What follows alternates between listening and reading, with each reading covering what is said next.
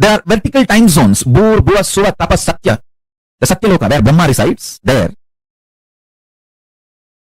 1 day of Brahma Loka is 4.32 billion human years. Understand? 1 day of Swarga Loka means the vertical time zone above us. Bhur, Bhuva, Suva, Tapa. It goes Satya, then beyond Satya is Vaikunta, beyond Vaikunta is Kailasa. Below Atala, Vitala, Sutala, Talatala, Batala. Understand? I am not giving you some superstitious theories. No. I'll give you precise understanding and experience of these vertical time zones. And understanding about these vertical time zones as a direct utility for your day-to-day life. It can bring tremendous physical health, mental health, psychological wellness, a very powerful way of existing, and above all, life of Paramashivam. You can exist embodying the space of Paramashiva, state space of Paramashiva, and manifest powers of Paramashiva.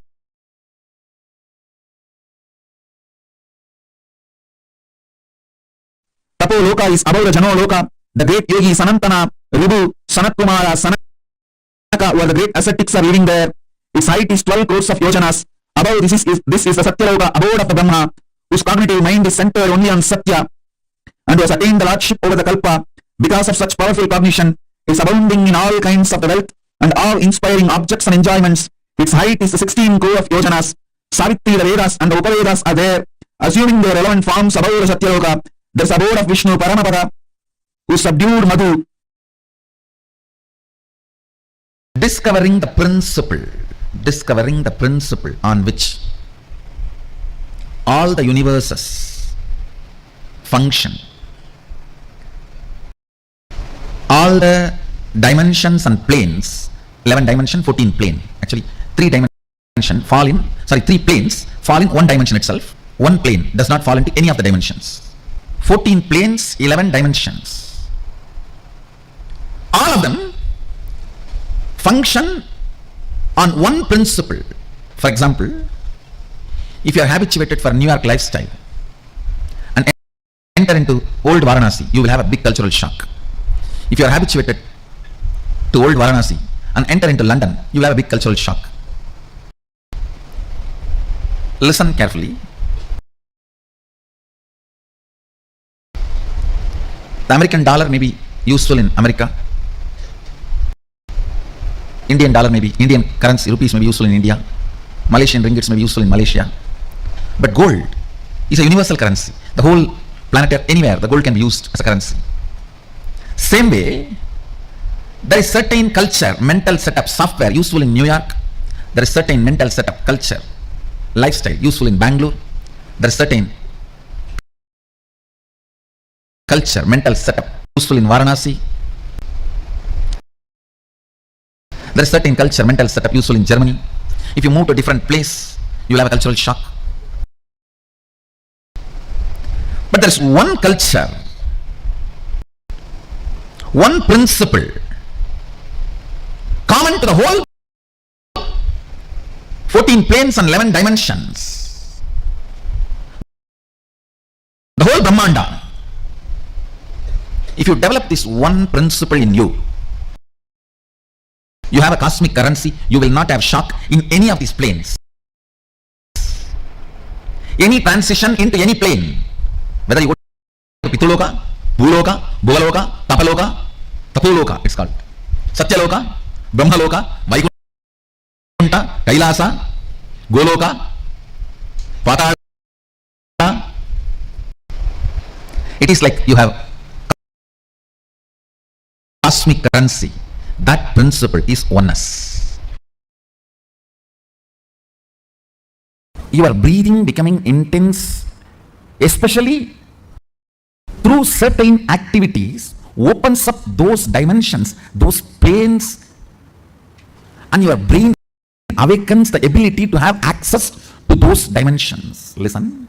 Now, You are intensely listening to this truth, and even if it is going above your head, you are trying to let me.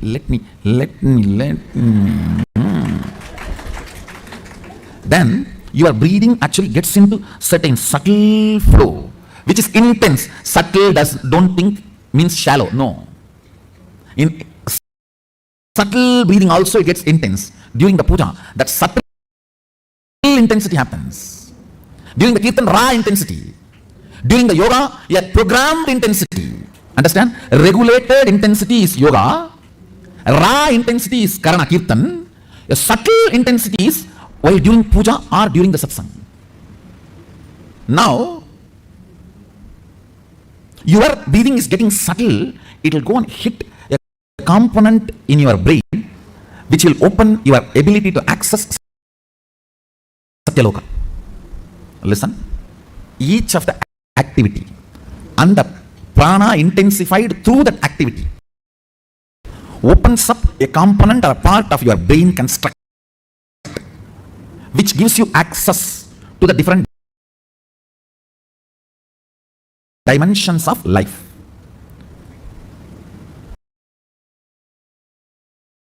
Your brain is constructed for this multi-dimensional access. Understand? Ability to access multi-dimensions of the universe is your nature. It is there with you. Just the breathing need to be intensified through different methodology to open up those dimensions so you can have access. When there is a heavy truth is told, still you are not completely cognized, but that does not mean you are not able to cognize. It is like a digestion is going on. It is like digestion is going on. It is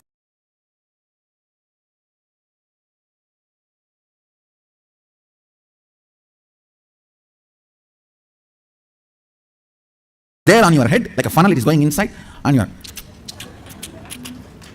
During that time, certain intense, subtle breathing gets developed that gives you access to Satya Loka. I want you to know the strength of the life in you is strength of your breathing.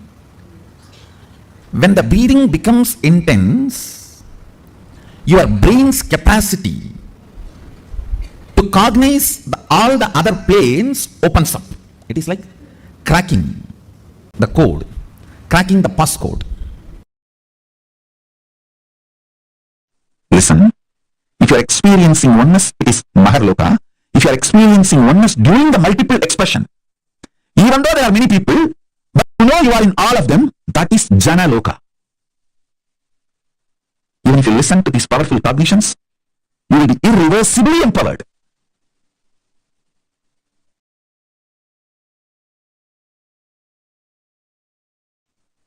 Tapa Loka is that last struggle you go through. Sometimes you know you are Paramashiva, sometimes you just slip off, but again you say, I am Paramashiva. That space is the Tapoloka. An absolute surrender. Whether I am remembering, I am manifesting Paramashivatva, or I am deluded, I surrender both to Paramashiva. When you take the decision, you are lifted to Brahmaloka. You move to the Brahmaloka. The deep surrender lifts you to Brahmaloka. So understand? Then from there, you move to Parandama, Vaikunta, and Kailasa, then Mahakailasa itself. If I raise to Brahmaloka, is it possible to fall back again to Bhuloka or Bhatavaloka? Don't worry. Even if you raise up to Swargaloka, very rarely people fall back. Otherwise, usually 99.999% of the people only go higher and higher and higher. Exemption, rare stories only is falling back. Like something rarely you hear. Some fellow raped his own mother. It's like a rare exemption. Like that, some rare people fall down from Swargaloka to Bhuloka. Otherwise, 99%, 99.99% they just go only higher and higher and higher. Gayatri Mantra raises you up to Swargaloka.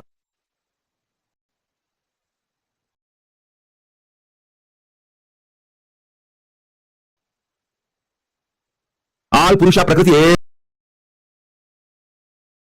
everything you know ends in Brahmaloka. Above Brahmaloka, nothing you even imagine about it. Nothing you can even imagine. You can only experience. Till Brahmaloka only, all your imagination projections can even measure. Yes, listen. Are you already shall enter into the Brahmana session, the Satya Loka, pure intelligence session. Oh God. Till now it was going on as only introduction, now only they are entering into the subject. Come on, see. What is Brahmanyana? Aham Brahmasmi. Tattvamasi. Ayam Anna Brahma. Sarvam Galvidam Brahma. Prajnanam Brahma. Listen, I'll explain everything. I'll explain everything. Just listen to all these words I'm uttering. Aham Brahmasmi. Tattvamasi. Prajnanam Brahma. Sarvam Galvidam Brahma. Ayam Anna Brahma. Shivoham. Soham. All these statements mean the same. These words are all called Mahavatya. This is the pure Brahmanyana. This is the pure Brahmanyana, Satya Loka.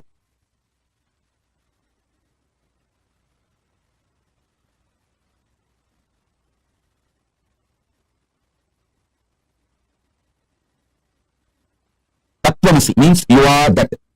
Aham Brahmasmi means what you experience as I in you. That is the ultimate. Prajnanam Brahma means the knowledge. Pure knowledge about Brahman is Brahman. I am Atma Brahma. What you experience as Atma is Brahman. Sarvam Galvidam Brahma. Whatever is, which you can imagine, not imagine, whatever is Sarvam Galvidam Brahma.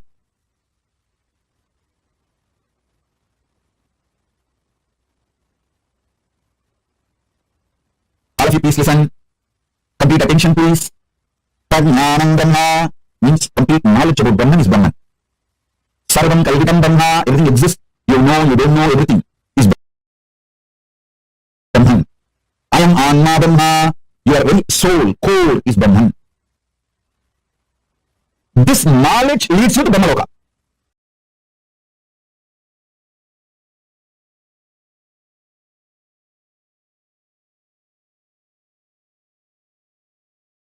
Space of Parabrahma. Listen.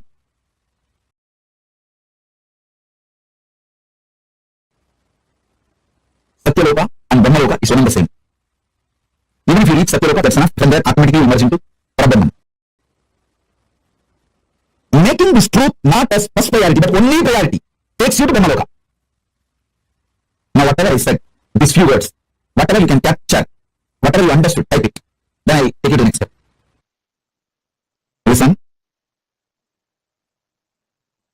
Making Brahmanyana not just your first priority, making that as your only priority, makes you manifest pure intelligence. Come on. Sit with this one truth. I infuse the Brahmanyana in you.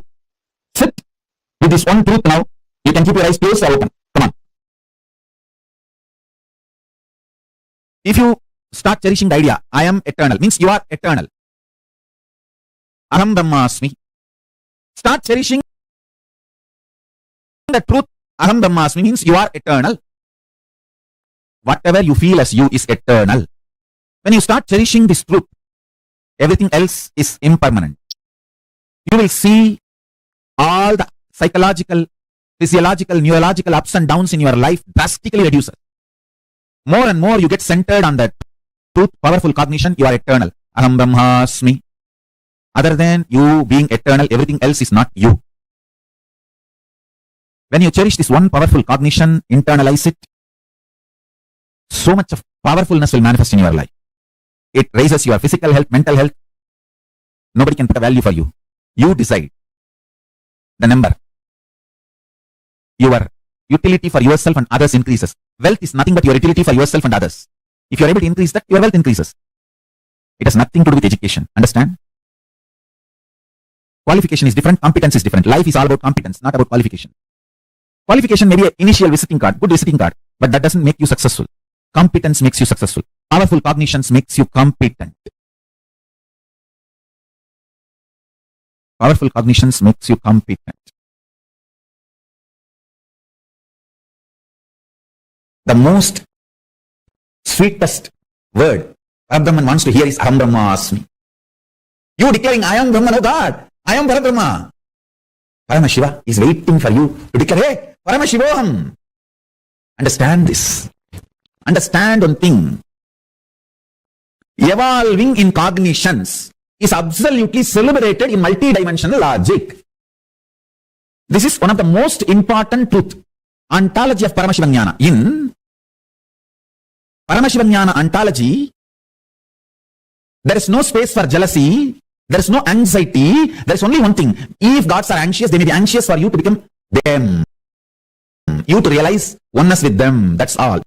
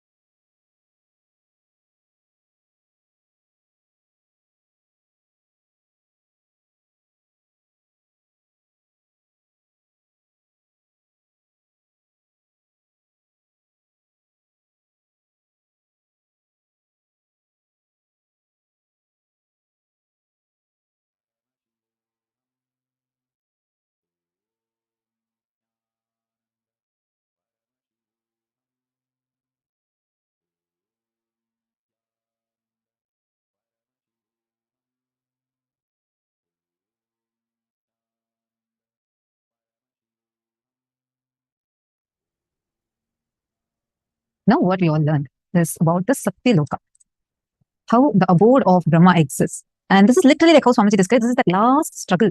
Before you achieve that enlightenment, that last struggle you go through is the Brahma Loka plane. And the moment you come out of the struggle, you will be in Satya Loka and you'll be liberated from there also. This is the plane where the Brahma Vidya is the ultimate knowledge, ultimate enlightenment knowledge flowers inside of you. I request all of you to take a few minutes and please post what are the clicks that each of you had in this session. What did you understand in this session? Understand. First and foremost thing we need to recognize is our brain has the ability to access multiple dimensions. Like this only in 2017 and 2018, Swamiji actually in 2017, Swamiji revealed saying that your brain is capable of accessing 11 dimensions. Well, before that, Swamiji had mentioned. But then people could not really cognize it. What does 11 dimensions even mean? Much later, the scientists discovered that our brain has the ability to access 11 dimensions. So if you are intelligent, you just take these conclusions and start living it because you know this is the truth. Don't wait for the modern science to catch up. Until then, probably who knows you're going to be alive or not. Till the time this modern science is going to actually catch up with it. Our Hindu scriptures have been way more advanced and they have clearly described how this existence is, how your brain also has the capacity to access it. So very powerfully, Swamiji had described to us about the multidimensional access, which is what our brain is constructed for. When your breathing becomes intense, especially through certain activities such as puja, kirtans, yoga, satsang, it opens up those dimensions, the 14 planes, and your brain awakens the ability to access those dimensions. Are you all understanding? Swamiji gave a few Mahavakyas. Start cherishing those Mahavakyas. You all can see, these are the Mahavakyas. The great declarations in the Hindu Vedagamas that lead you to that experience that you are eternal, ultimate. Swamiji told a few. Aham Brahmasmi. What you experience is I in you. That is the ultimate. Actually, these are all, how much of translations you read, you can just understand it. It's a rough translation. But what these come from is little Aham Brahmasmi means I am the ultimate. Prajnanam Brahma. Your knowledge about Brahman is Brahman. And I am Atma Brahma. What you experience as Atma is Brahman. Sarvam Kalvitam Brahma. Whatever you can imagine, can't imagine is Brahman. Like this, all these are Mahavakyas. So Swamiji had also revealed in that session, right? Start cherishing that truth. The ultimate truth. Aham Brahmasmi. I am eternal. Whatever you feel as you is eternal. When you start cherishing this truth, everything else is impermanent. You will see all the psychological, physiological, neurological ups and downs in your life drastically reduce. Take a few minutes and please spend on what you understood from this session. Take a few minutes and please spend on what are you understanding from this, and how do you see, as when Swamiji is telling, start cherishing this as your cognition. What do you understand by it, and how can you start cherishing this as your cognition? Take a moment and please post.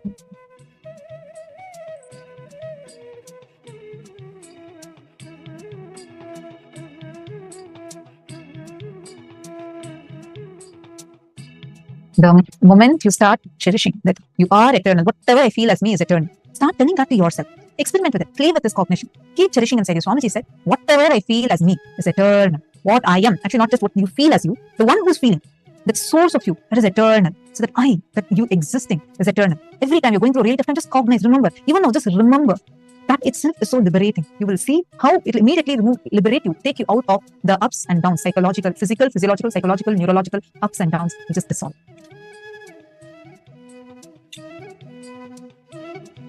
Now, we are also going to be receiving an audio book, and this is the Sacred Mahavakya chanting from Swamiji. All of us are going to be receiving this as a gift today.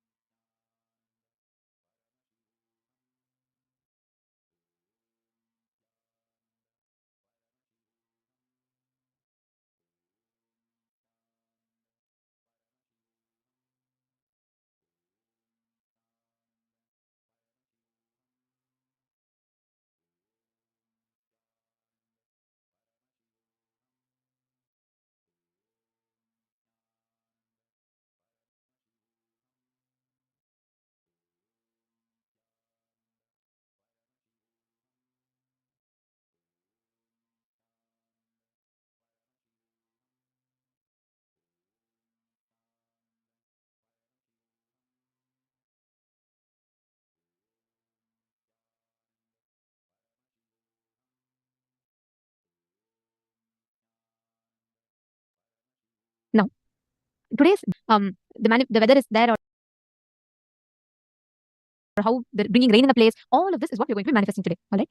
Now, one important thing for all of us to understand is the whole day today, we're learning and touching some of the most important aspects of our life. And it is important that we all have the right understanding and we all are experiencing it, not just understanding it, but actually experientially applying it in our lives. Now, I'm going to be requesting all of you to pick any one place. You all can head to the site called accuweather.com. What we're going to be doing is see your ability to handle your inner space, handle the different emotions in your inner space, your ability to handle different emotions in the outer space. Both are connected. How much you can handle the Vatavarana inside of you, how much you can handle the Vatavarana outside of you, both of it matters. We are now going to be learning how you can apply this principle, how you can handle the Vatavarana. Means, when you say Vatavarana, the ambience, atmosphere, playing with the temperature, playing with the weather, everything, just with your conscious will. Understanding? I request all of you, all the participants, every one of you, to head to this website. You can pick any one city. What you're going to be doing now is you're going to be picking a city and you're going to be altering the temperature. If you start mastering the ability to alter the weather and temperature outside, you will know anything, any weather temperature change that is needed, you will simply be able to do it even on the inside. Means your ability to handle emotions on the inside will also change. Now, I request each of you to pick any place, any this place. Let's say you're in Los Angeles and you can even pick up San Jose, you can pick up Toronto, you can pick up New Jersey, you can pick up any place that you want. You're going to be applying this power, being able to alter the weather in that place. So whatever the weather is right now, you will actually be able to significantly alter it. Just connect to Swamiji and declare from the powerful space of oneness, and you will actually see the results will vary. Please sit straight. I request all of you to start.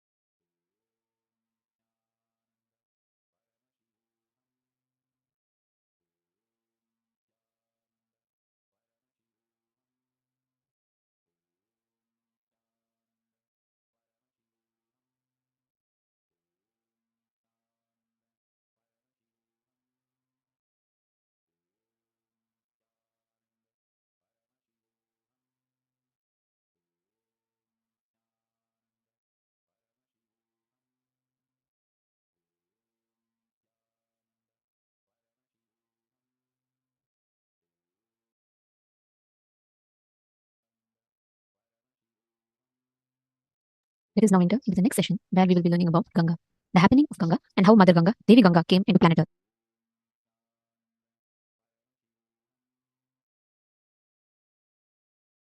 Today we will see the story of Ganga. How Ganga happened on the planet Earth. Ganga is considered as a river which is there in the higher lokas. It was there with the commander of Brahma. Means this is the energy, this is the water energy of existence. Brahma means a creator, the energy which creates our existence. You see Brahma, you can see four things within. One is the Kamandalu, means the water energy. Another one is the palm leaves, Veda, knowledge, wisdom. And Akshamala means Japamala. Akshamala represents the vibrations, sounds. Through all these things, and then the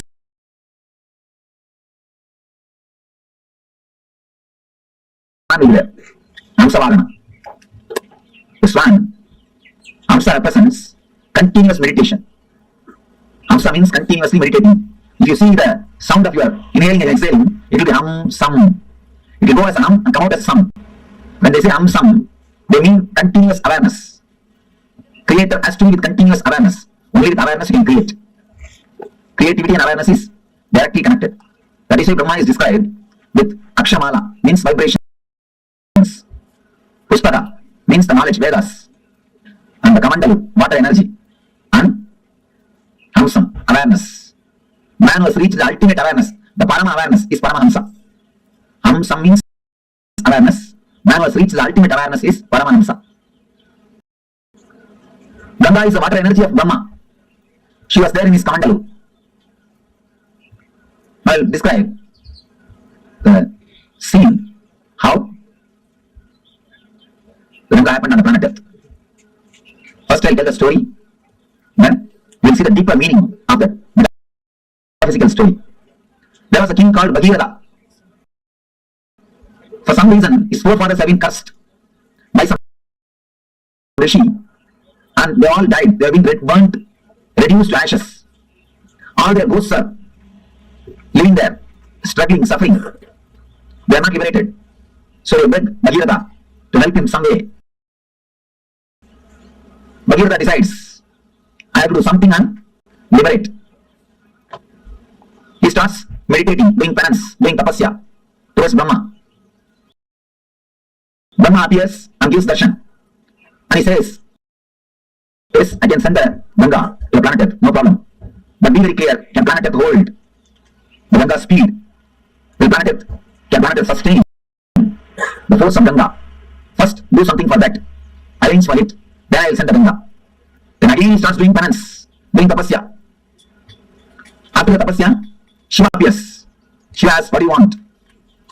Then Bhagavān says, now Brahma accepts to send the Ganga to planet Earth. But he says the whole planet Earth will be washed away. Planet Earth cannot withstand the speed of Ganga. Please do something. But see how many millions of people are living happily. Happily, they are living.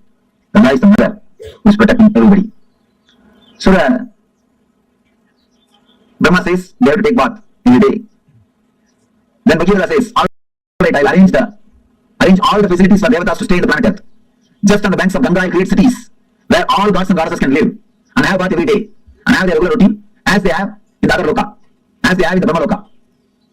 Brahma says, if that is the case, then I agree. Go ahead and do it. Then he comes and does tapasya towards Himachala, the Hima hills, Hima Parvata, the Himaraj, who is the father-in-law of Shiva. He does tapasya towards the Himaraja. Himaraj appears and asks, what do you want? I want you to be the host for Mother Ganga. I want you to be the host for Mother Ganga. And you are the person in whom I can create a city for all the devatas. And only from you, Ganga can flow. You are the only person who can be base for Ganga. When she goes and tells Himaraja, host her. Himaraja accepts that Himaraja will host her. Then Bhagavān starts building the whole city throughout the route in which Ganga is supposed to travel. He meditates on every hill and takes permission. He prays to every hill says,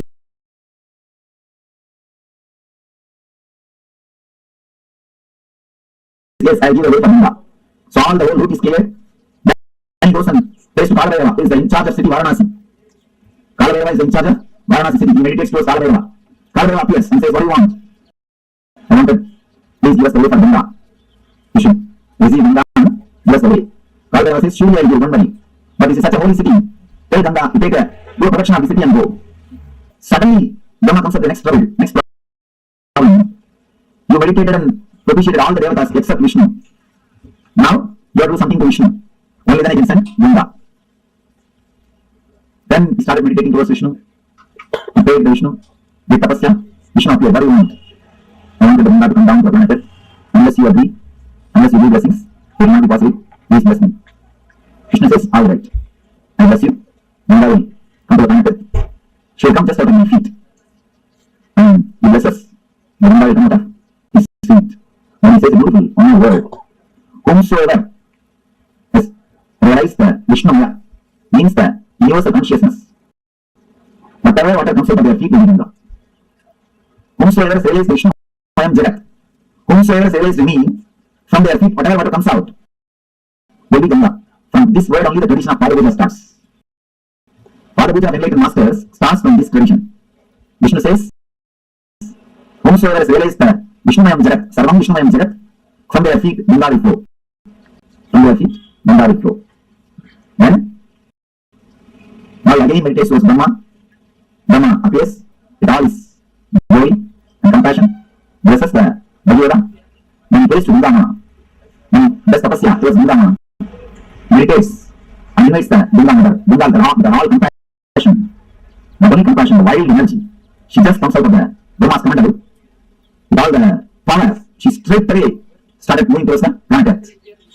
The moment she came out of the Kamandala and started moving towards the planet Earth, all the 14 worlds are shaken. All the Devatas, all the Rishis, all the Munis simply escaped from their planet Earth and ran away because they got frightened. The fire is going to happen. Means that the end of the world has come. Such a power, they simply ran away from their world. They escaped. Now appears Shiva. Shiva will appears and puts his head into the Ganga. She straight away lands into Shiva's head. Into the magic lock. Next thing, she gets locked in the air itself. She is black. Here, Bhagavad is sitting, waiting for Ganga for one kalpa. What is happening? There is in the car, she has started already, but she has not landed. Already she has started, but she has not landed here. What happened? What happened in the way? Again, he meditates towards Shiva. Shiva appears and says, yes, she's there in my head. Now what do you want me to do? Bhagavad says, please just send a little bit. Don't hold the whole thing. And she says, oh, is it so? Alright, he moves one hair. Just he does. Only one hair moves. And from the one hair gap, just Ganga comes out and lands on the Himalayas.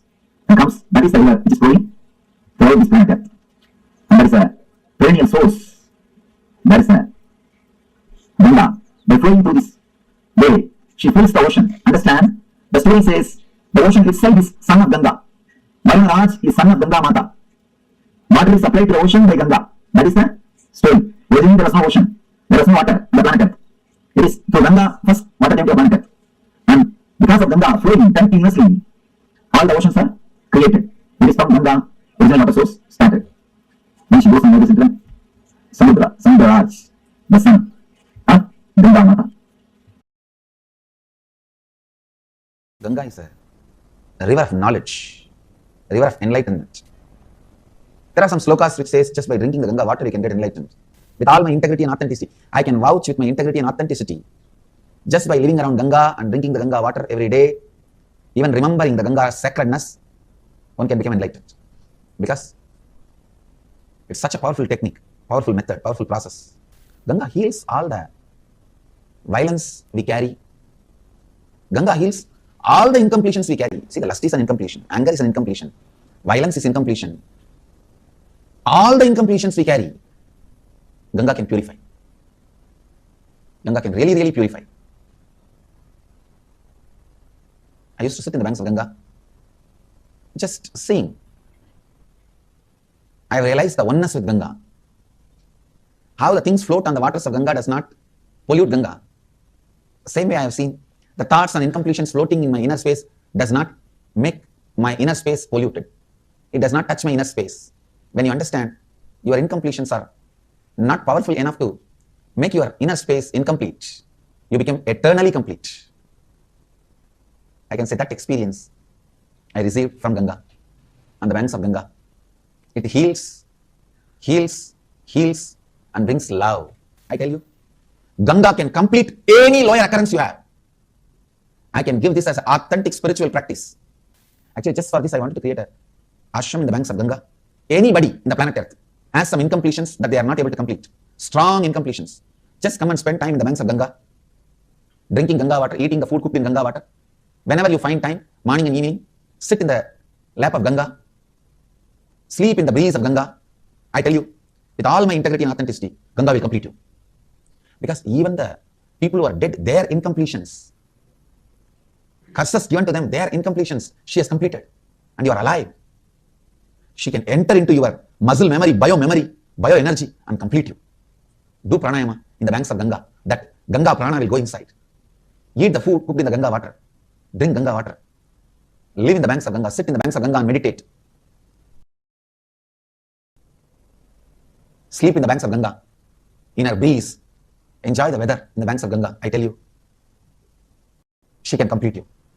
That is why many sadhus who live here, even if they don't do any spiritual practice, they will be liberated. They will become a Jivan Muktas. Just because of Ganga's power to complete. She is here to complete. The tradition says sadhana done in the Ganga's bank brings thousands of times more result. It's true. Ganga Mata is such powerful energy, such beautiful energy, such great energy. The largest worshipped deity is Ganga. She is the Kalpatal for planet Earth. Whatever whoever wants, she goes on showering. She's like a mother. Physically also she gives what you want. And spiritually also she showers what you want. She is the Kalpataru. Come on. Meditate on Mother Ganga. Let Mother Ganga be a Kalpataru. Now you understand the whole story of Ganga from the dimension of the spiritual enlightenment. Actually, the whole story is metaphysical expression of Bhagavān's enlightenment. The whole story is the metaphysical expression of Bhagavān's enlightenment. First thing, Bhagavan is tortured by the past samskaras, emblems. That is the leaders who are not liberated, who are still hanging around him. He is continuously tortured by the past samskaras, emblems. So he does tapasya towards the creator of the whole universe. Continuously meditates. He wants the knowledge, the energy to be fed on him so that all the hindrance will be washed away. All the hindrance will be destroyed. One more important thing, Ganga came, she washed all the ashes of Bhagavān's forefathers and liberated all of them and gave ultimate enlightenment to Bhagavan, and she is here. Liberating people. So he's meditating towards the creator, the living energy, so that the energy can be fed on him. The Shakti can happen to him. All the hindrance will be washed away. He will be liberated, enlightened. The first Darshan creator is what I call first experience, Satori. Understand? Why do you think Brahma is described with 4 heads? Don't think 4 heads are there. You can see complete 360 degree. The first experience is what is described as Brahma. The man who gets the experience of seeing complete 360 degree is what we call Brahman. He has achieved Brahma. He has achieved the Brahman consciousness. Whosoever gets the experience of seeing this side 360 degree and this side 360 degree achieves the Brahman consciousness. But you have achieved Satori, first experience, glimpse. Then the Brahma says, enlightenment can happen to you, but be very clear. Will your body stand?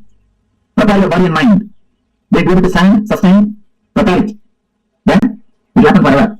Prepare yourself. Create the maturity so that the energy can be with you forever. Then Bhagavad starts his tapas. Bhagavad starts his tapas. All the energy centers is awakening and preparing all the energy centers to receive the energy and to sustain it, to radiate it. If you don't prepare the planet Earth and call the Ganga, it will not be blessing, it will be a curse. It will destroy the planet Earth and the other worlds. So unless you prepare the whole body mind, enlightenment cannot happen. You need complete preparation. Something can happen. You need complete preparation. Now you meditate towards the Guru who will guide, who will hold the energy and give you how much you wanted. He is the Shiva. He meditates on the Guru, Shiva, and asks, Master, may I have experience, see my maturity, and take care of me. Let me go with maturity and energy. Just take care. How much I mature, that must supply the energy. Please let me be the safety valve. Let me be the dam. Then appears Guru. Says, I'll take care. Don't worry. Then, once everything is ready, he has to prepare the base for the energy to land. Is Ananda Chakra. Ananda is the base on which directly Ganga can land. Ganga can descend. So he creates all the 7 cities, 7 chakras. He clears the roots, opens all the chakras, makes himself mature. So the energy descends on him, enlightenment happens on him, it can stay on him and help the whole world. It will be a blessing for him and the whole world. He continues to do tapasya. He propitiates all the devatas, means the devatas are residing in every chakra. Then comes Kailasa, in charge of Varanasi, Swadhisthana chakra. And he asks, please give me the way for Ganga. Kailasa says, surely I will give, but tell her she should go round. She should be around me. She should be in me. That is why Swadhisthana, energy is installed in Swadhisthana. Energy is installed in Swadhisthana. It is Swadhisthana where the self is established. Himalayas is Ananda, Varanasi is Swadhisthana, where the energy is installed, where the whole energy takes a turn, where whole energy takes a turn. He propitiates all the devatas, prepares the whole thing, then he intensely starts meditating, calls the Ganga. So Brahma blesses, Vishnu blesses, Ganga has come out of the Kamandalu, straight away she is landing, but still enlightenment has not happened. Ganga has lived there, but she has not landed here. Whatever can be done, all the tapas is done. Everything is done. Whatever meditations can only washing the endurance of the Yoga, blessing the whole planet Earth, whole universe, by radiating the divine energy, by radiating the spiritual energy, by radiating Ananda Shakti. Ananda Shakti, the Ananda Shakti, which is liberated, Bhagavāna, which is liberated, the whole humanity, which is liberating millions of seekers. Those days, Ananda Shakti, let it liberate all of you, let it flow in all of you, let it be in all of you, let it purify all of you, let it your beings. May we all become channels of Ananda. May we all become Paramātma Śakti.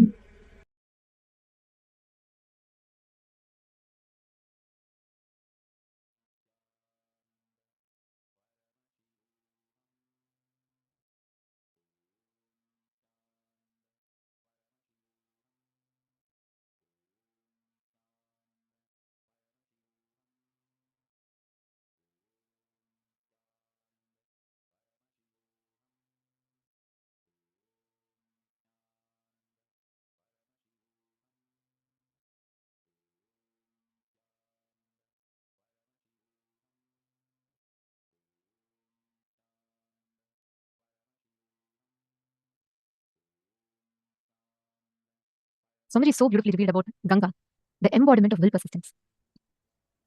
The happening of Ganga signifies how the whole cosmos celebrates, supports anyone who wants to manifest will persistence in their life. If you are ready to have the will persistence, if you are ready to experience will persistence in life, then Paramashiva, the whole cosmos will work to make it happen. This is the essence of will persistence. And Ganga signifies, symbolizes, personifies this principle of will persistence. Actually, you all should know. So I'm just telling the story, right? How Bhagirata, he waits, he meditates, and then Ganga comes down. That's why she's called as Bhagirati, the one whom Bhagirata brings. And Devi Ganga is so beautiful. Like she signifies this profound happening, manifestation, embodiment of will persistence. Any time, whenever you have will, Ganga manifests that. Actually, it is only in Hinduism you will find such a beautiful tradition. Anything to make it sacred, we worship that as mother. Just look back in Hinduism, right? You cannot actually disrespect anything. In like normal Western culture, we try to teach that as a moral, like okay, the moral values. But here, in Hinduism, it is not moral to bring and add sacredness to anything. In Hinduism, you can never exploit anything. You can never take anything for granted. Because in Hinduism, to add sacredness to something, we simply declare that as Mother Ganga, Mother. Like for example, when we have to give reverence or importance to the food, not waste food, we call it as Annapurani, Devi Annapurani. For us to add reverence to the knowledge, we call it Devi Saraswati. For us to add reverence to nature, we call it Prakriti, Bhuma Devi. For us to add reverence to Mother Planet Earth, we call her as Mother Earth, Bhuma Devi. For us to add reverence to water, we worship her as Ganga Mata. Ganga is the largest worshipped deity. And actually, Swamiji tells Ganga is the deity who has the largest number of rituals happening to her. Ganga directly flows from Paramashiva's head to Bhuloka. Understand? Ganga is literally like she's flowing till now. She is flowing from Kailasa's Paramashiva's head to Bhuloka. This is what Ganga represents. Ganga is the happening of the cosmos, which is purely, she's the embodiment of will persistence. You cannot break something by power. You can only break by persistence. What does that mean? Understand, most of the times, we all tend to get, we try to fit ourselves, we try to do things in our limited understanding of what are the efforts we need to take and so on. But actually, it is never based on how much power you have that you manifest things. It is based on the persistence of you. That is exactly what Ganga represents. Swamiji tells Ganga is a river of knowledge. She's a river of enlightenment. There are some shlokas which say, just by drinking the water of Ganga, you can get enlightened. Devi Ganga is so powerful. Ganga Mata, she completes you. Because even the people who are dead, their incompletions, lower occurrences, their incompletion, everything she completes it. She completes it. Just if you are connecting to Ganga, she will complete you. That is what is Ganga. Swamiji tells beautifully, from Swamiji's own life, Swamiji tells that Swamiji used to sit in the banks of Ganga and just seeing Swamiji's experience that oneness with Ganga, how things float in the water of Ganga, but do not pollute Ganga. Same way, Swamiji tells the thoughts float in us, but never pollutes us. When you understand your incompletions are not powerful enough to make your inner space incomplete, you become eternally complete. That's the whole game of life. That's the whole thing how life happens. If you just understand everything is floating, actually you all should know. Ganga, literally people throw the ashes, people do all sorts of things to Ganga. Still, she is never polluted. That is why she's called as Pavani, means so pure. Just by taking a dip in Ganga, it is said that all your sins gets washed away. Actually, the best way to experience Mother Ganga, experience completion with Ganga Devi, is just to meditate in her presence, just to experience her presence. I request every one of you to sit for a few minutes. We will now be connecting to Mother Ganga, the Ganga energy. Just seeing Swamiji in Ganga. When you just connect to Swamiji as he enjoys Devi Ganga, even if you just watch, connect to that, you'll experience tremendous completion. You'll experience so much of healing in your inner space. And we're going to be doing that process now. So you don't need to do anything. Just connect to Swamiji intensely. And now we are going to be watching some oneness capsules where Swamiji is enjoying Ganga. And let us all take a few minutes to connect to Devi Ganga. Sit straight. You cannot understand Ganga by trying to grasp her, but you can experience her presence.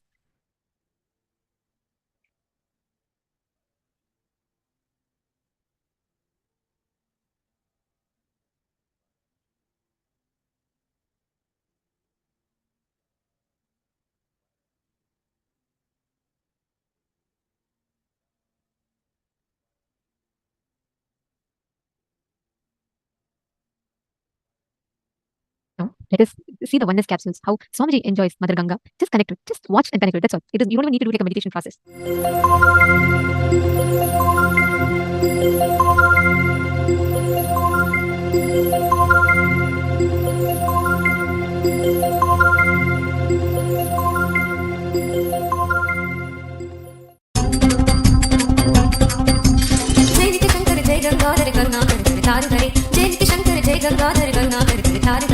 कैलाशी जय अविनाशी सुख राशि सुख सार हरे जय कैलाशी जय अविनाशी सुख राशि सुख सार हरे जय शशि शेखर जय डमरूधर जय जय प्रेमागार हरे जय शशि शेखर जय डमरूधर जय जय प्रेमागार हरे जय त्रिपुरारी जय मदहारी अमित अनंत अपार हरे जय त्रिपुरारी जय मदहारी अमित अनंत अपार हरे तीन गुण जय जय सगुण नामय निराकार साकार हरे नित्यानंदपुरी ईश्वर नित्य पाहि पाहि दातार हरे नित्यानंदपुरी ईश्वर नित्य पाहि पाहि दातार हरे हर हर नित्य देव हरे हर हर नित्य देव हरे हर हर नित्य देव हरे हर हर नित्य देव हरे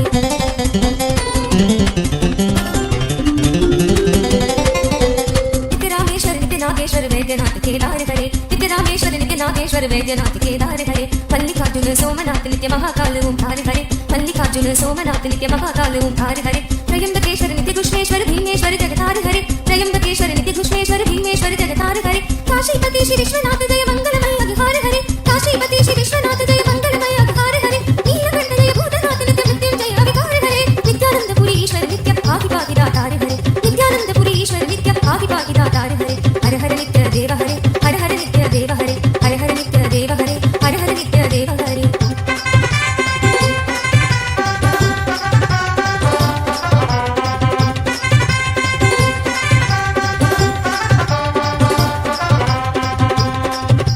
नित्य महेश जय नित्य भवेश जय आदि देव नित्यानंद विभो नित्य महेश जय नित्य भवेश जय आदि देव नित्यानंद विभो इस मुख से है गुणदीप प्रभु तब अपार गुण वर्णन हो इस मुख से है गुणदीप प्रभु तब अपार गुण वर्णन हो नित्य भव कारक तारक हारक पातक तारक नित्य शंभो नित्य भव कारक तारक हारक पातक तारक नित्य शंभो दीन दुख हर सर्व सुखावर प्रेम सुधाधन दया करो दीन दुख हर सर्व सुखावर प्रेम सुधाधन दया करो कारण का दो भव सागर से बनकर करुणाधार हरे नित्यानंदपुरी ईश्वर नित्य पाहि पाहि दातार हरे नित्यानंदपुरी ईश्वर नित्य पाहि पाहि दातार हरे हर हर नित्य देव हरे हर हर नित्य देव हरे हर हर नित्य देव हरे हर हर नित्य देव हरे जय मन भावन जय अति पावन शोक निशावन नित्य शंभो जय मन भावन जय अति पावन शोक निशावन नित्य शंभो विपद विदारण अधम उदाहरण सत्य सनातन नित्य शंभो विपद विदारण अधम उदाहरण सत्य सनातन नित्य शंभो सहज वचन कर जलज नयन वर धवल वरण तन नित्य शंभो सहज वचन हर जलज नयन वर धवल वरण तन नित्य Shambho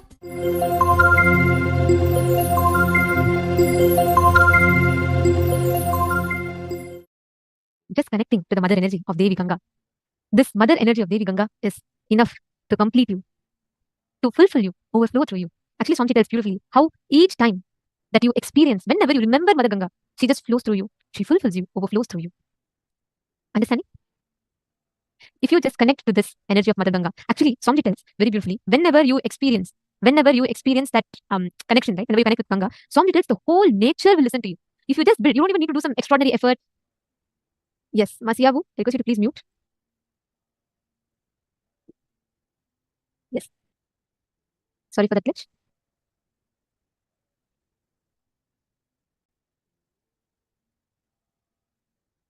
Hope all of you are able to hear now. Okay. Now, see, all of you are here, right? Just connect to Ganga. Sit now. Okay, Ma Kiran, you're asking which place. This is Varanasi, Ma. Ganga in Varanasi. It's a very beautiful. Actually, you should see whenever Swamiji sits in the banks of river Ganga, right? Oh my God, Swamiji will just be in that overflowing love with the whole cosmos. Because, like Swamiji tells, whenever you sit, even sitting in the banks of river Ganga will overflow and fulfill you. Just sitting in the banks of Ganga will bring so much of completion in your inner space. You understanding, ma? Very nice. Actually, all of you sit now, intensely connect. You will see that just by, you don't even need to try focus, meditating, nothing. You can connect to Ganga and you will see automatically from that reverence when you worship, when you say, Ma, Ganga, please can you come, please can you just flow here? She will simply listen to you. Ma Jyotipada is asking, it's Rishikesh. Actually, Ma Ganga flows all the way from Himalayas, she merges into Bay of Bengal. So it's a long journey. She flows in different paths. Swamiji has been to Ganga and Haridwar. Swamiji has walked along the banks of Ganga fully. So yes, in different places. This particular oneness capsule is from Kashi, Varanasi. Alright, now I'm going to request each of you here to connect with this mother energy, Devi Ganga, and manifest the power of being able to change the Vatavarana, change the temperature. Take a few minutes, chant the Mahavakya.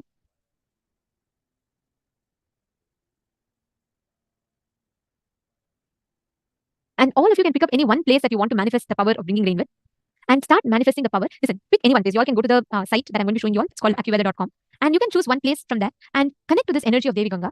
Check the current temperature, measurement of the current temperature. Chant the Mahavakya.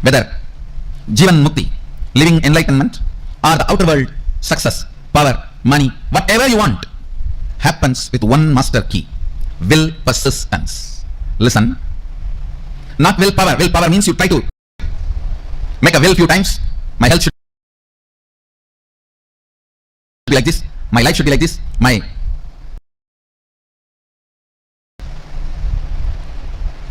business should be like this. You make few will with a clear idea. It is not going to be successful. And when that fails, you think, oh, it is not for me. This is not for me. And you collapse. That is what I call willpower. Actually, it is will arrogance. But will persistence means the number of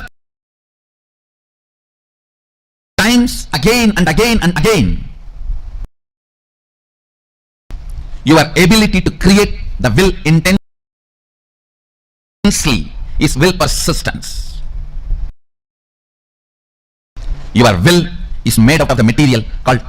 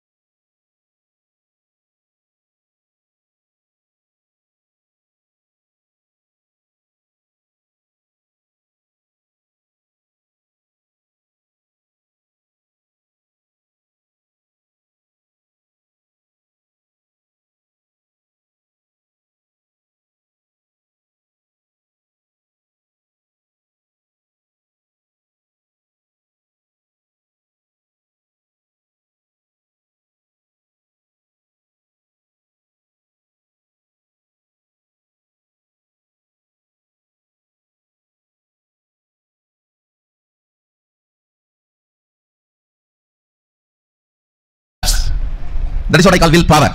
Actually, it is will arrogance. But will persistence means the number of times again and again and again your ability to create the will intensely is will persistence. Your will is made out of the material called persistence. Please understand. Water in the Ganga breaks the Himalayas not because of power but because of persistence. Not because of power but because of persistence. Whether it's the inner world, enlightenment, or outer world, success like money, name and fame, power, health, relationships, whatever you want, inner world or outer world, the master key is will persistence, not willpower. Willpower will always make you feel you are a failure. Will persistence manifests the real willpower and it will make you always successful. Understand? Ganga, the water of the Ganga, neither by its power nor by the objects she carries, she opens the Himalayas. It is just by her persistence she opens Himalayas. Just by her persistence she opens Himalayas. Understand? Will persistence, not willpower. Whenever you use willpower, it has to happen. It has to happen immediately. Always you have the shade. No, if it's not, what will I? It means already you planned for failure. And when it collapses, you are confirming this willpower and all is not going to work for you. You don't have, either you don't have willpower, or you feel that will not work for you, or you will feel that is only for others, or you feel this much only is me. It may be for others. Only when you know the science, why it works, when it works, and when it does not work. That is only when you know when it works, when it does not work, why it works, why it does not work, you start living enlightenment. Listen carefully. Will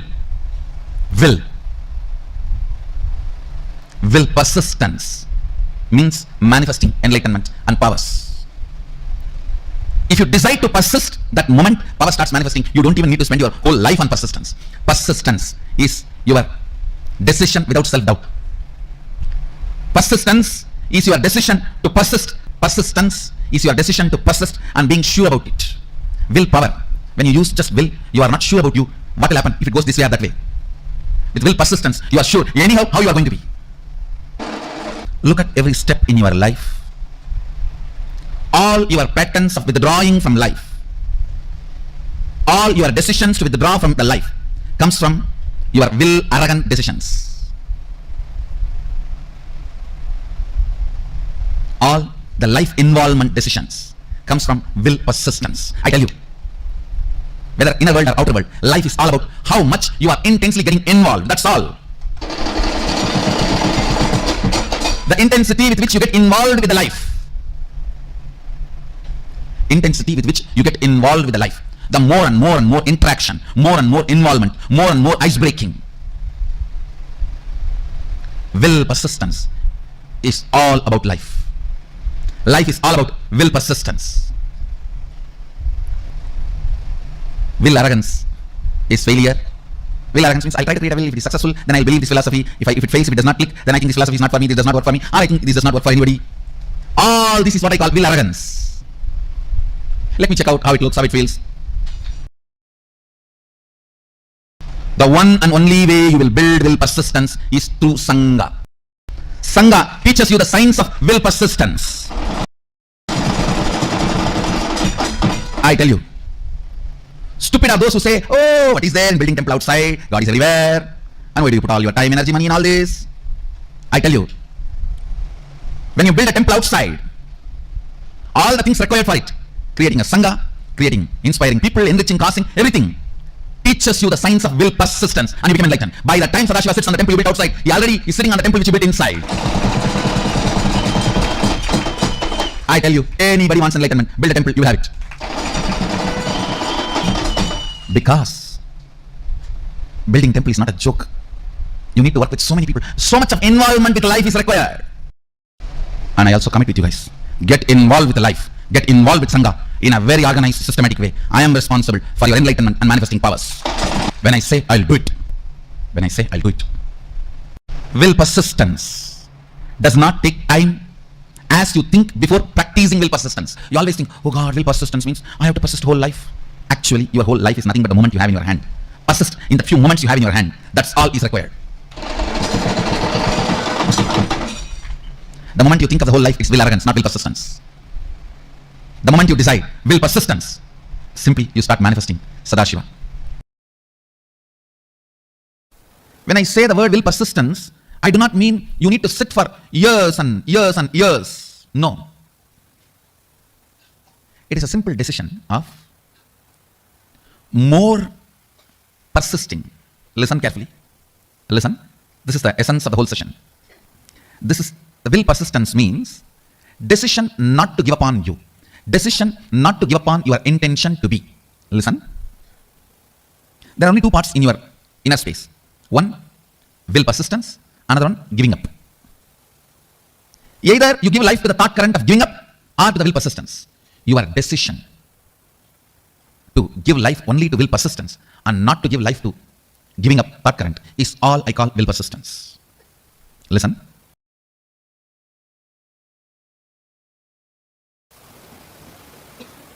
Actually, it's too easy. The truth is, it's too easy. Because you are giving life to giving up thought current, then persistence. Giving up thought current, then persistence. That is when it becomes complicated. It is like you create a terrorist group for some purpose, and then you send your army to kill them. You create a terrorist group, and then you send your army to kill them. Then world will never have peace.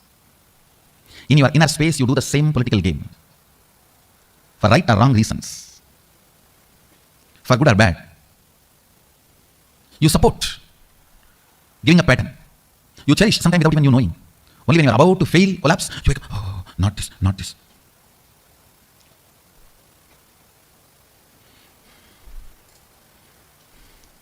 Having an alarm in your life to remind you and hold you without letting you fall is equivalent to having a guru. Guru is all about that only. An alarm which rings every day between 8 to 9.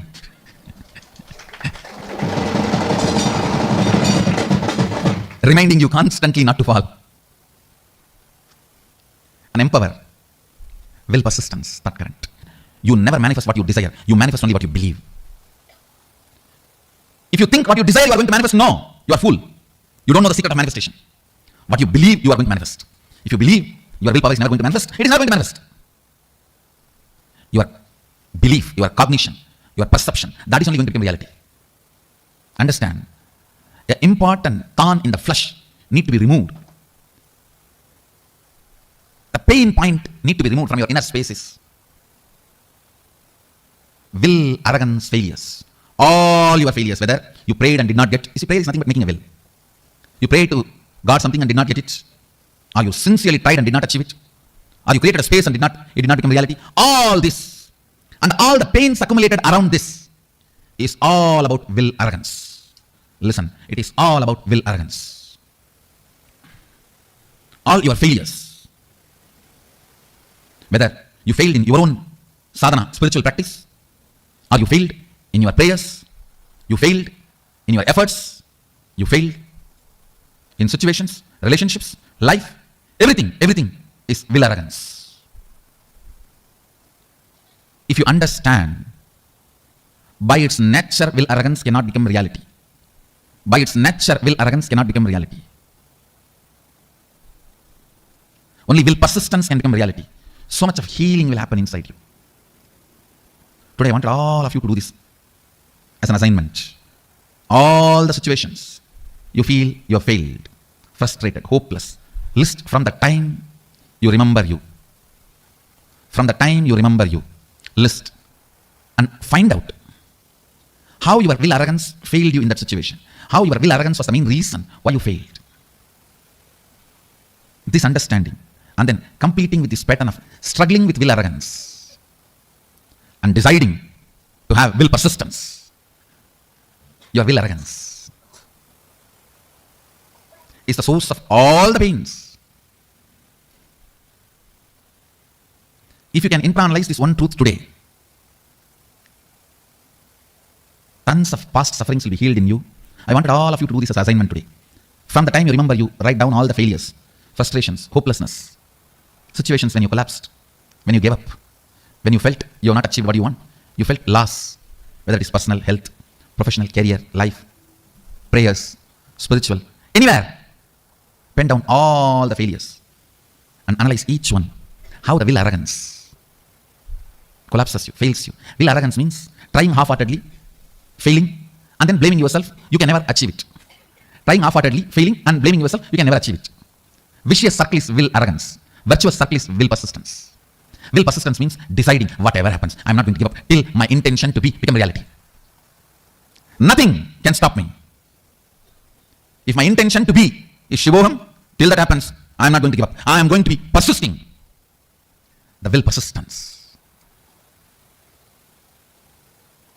Whatever may be your intention to be, the moment you decide, will persistence, you will see so much of healing, healing, healing, powerfulness, powerfulness, powerfulness. Your own voice sitting inside you and constantly teasing you, pulling you down, disrespecting you, abusing you, will just melt down. You don't have any other enemy other than your own will arrogance voice from inside. Today do this assignment. This ironing out will heal you so much. You will be ready to manifest all the experiences and powers of Sadashiva. Align here. Start this assignment today. Start this assignment today. To complete with all the pains, ideas, neurological, psychological, physiological, physical, hormonal ups and downs you generated in you, which goes on trying to make you believe falsely that you are not your intention to be. Complete all of that. After finishing the assignment, you will simply understand it is just dumped on you by your will arrogant lifestyle. Actually, I want you to do the assignment here. Sit here, and after this session, do the assignment. I'll help you complete here. Bringing pure questioning back to your life, bringing seeking back to your life is what I call completion. Understand? It happens only by will persistence, not by willpower. Sometimes people come and tell you, oh, 10 years I had persistence. No, you had willpower. Persistence never brings you tiredness and boredom. You never had persistence. It was always will arrogance fighting and failing, will arrogance fighting and failing. That is why you are feeling tired and bored. That is not persistence, that is will arrogance. You need to have right idea about your past. Only then you will make right decision about your future. Many times, the tug of war which you continue to have with your will arrogance, you call it as will persistence. No. Will persistence is different, will arrogance is different. In will arrogance, every time you only fall into powerlessness and repeat the same stupid cycle. In will persistence, every time you are one step ahead, you are one step ahead, you are one step ahead. So you will never be bored. You will never be tired. Tiredness and boredom is the quality of will arrogance, not the quality of will persistence. Will persistence never brings powerlessness about you or about others. Will arrogance always brings tiredness, anger towards you and others. Will arrogance is different. Will persistence is different. Will persistence becomes will power, not will arrogance. Will arrogance becomes only will failure. Will persistence becomes will power. Will arrogance becomes only will failure. Will persistence suddenly makes you young and you start from the beginning. Come on, start 1, 2, 3. Will arrogance makes you feel tired about even the things which you never practiced, but just to imagine, you tried. I tried. It means you just need kadka pudi. I tried. It's not coming.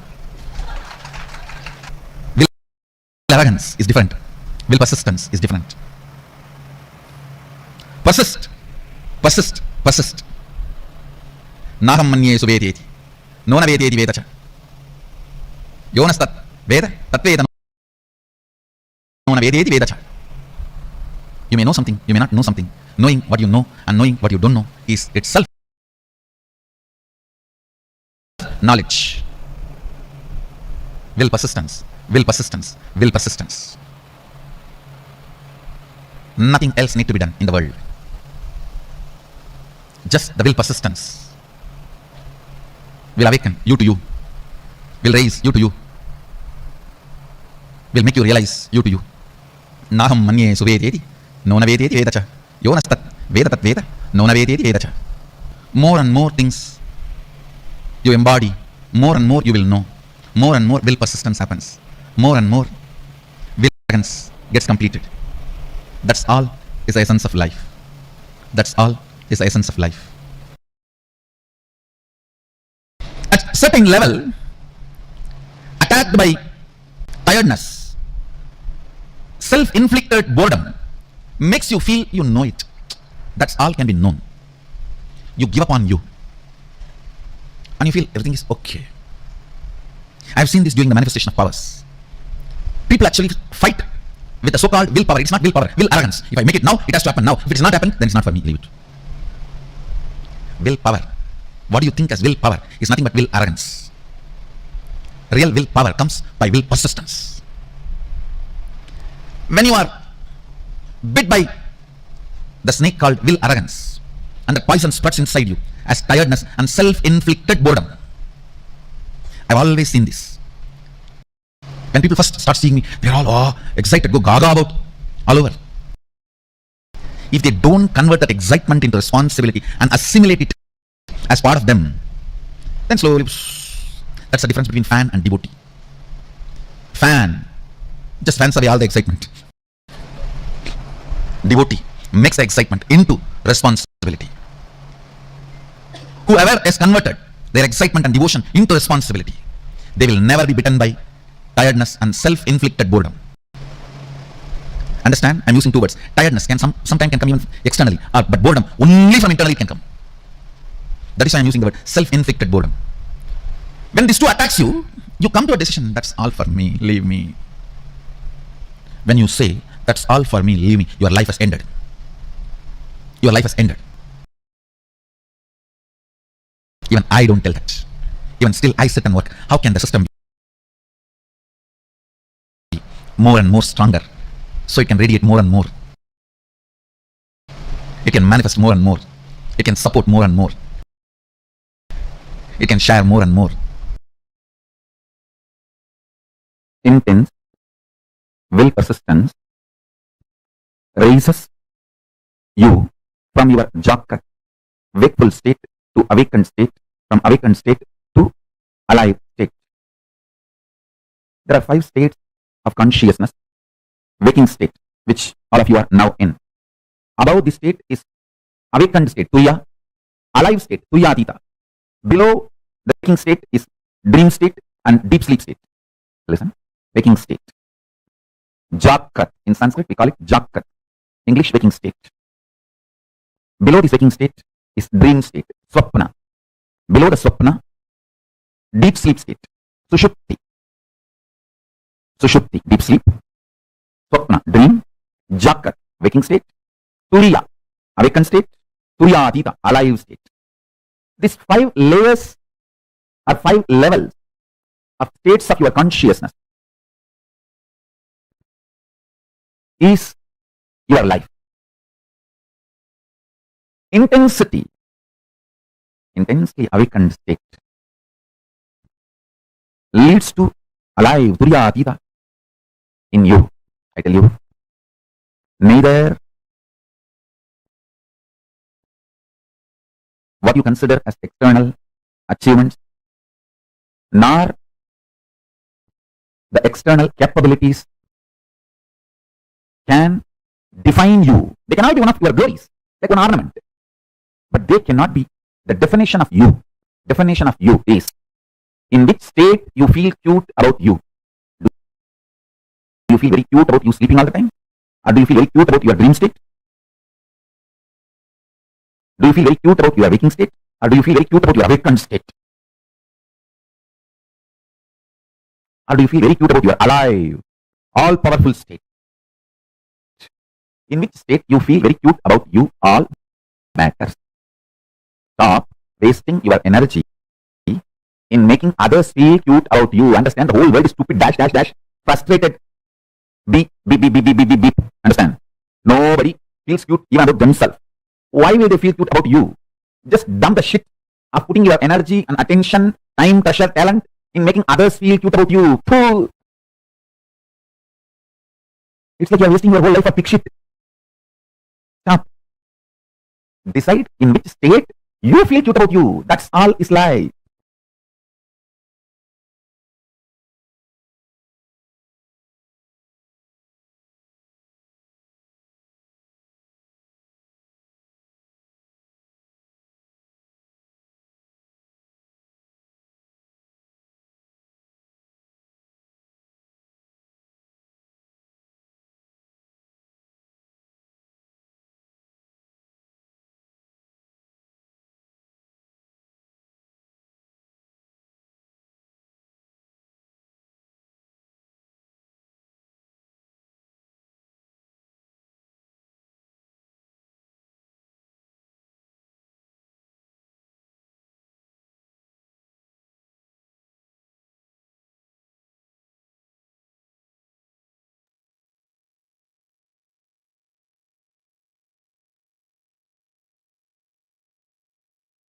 Will persistence is more powerful than force. Swamiji literally summed up the whole essence of life for all of us. How our will persistence is more powerful than force. Swamiji revealed, right? How Ganga does not break Himalaya by her power, not by her might. She breaks it by her persistence. She doesn't break it because of force, but because of will persistence.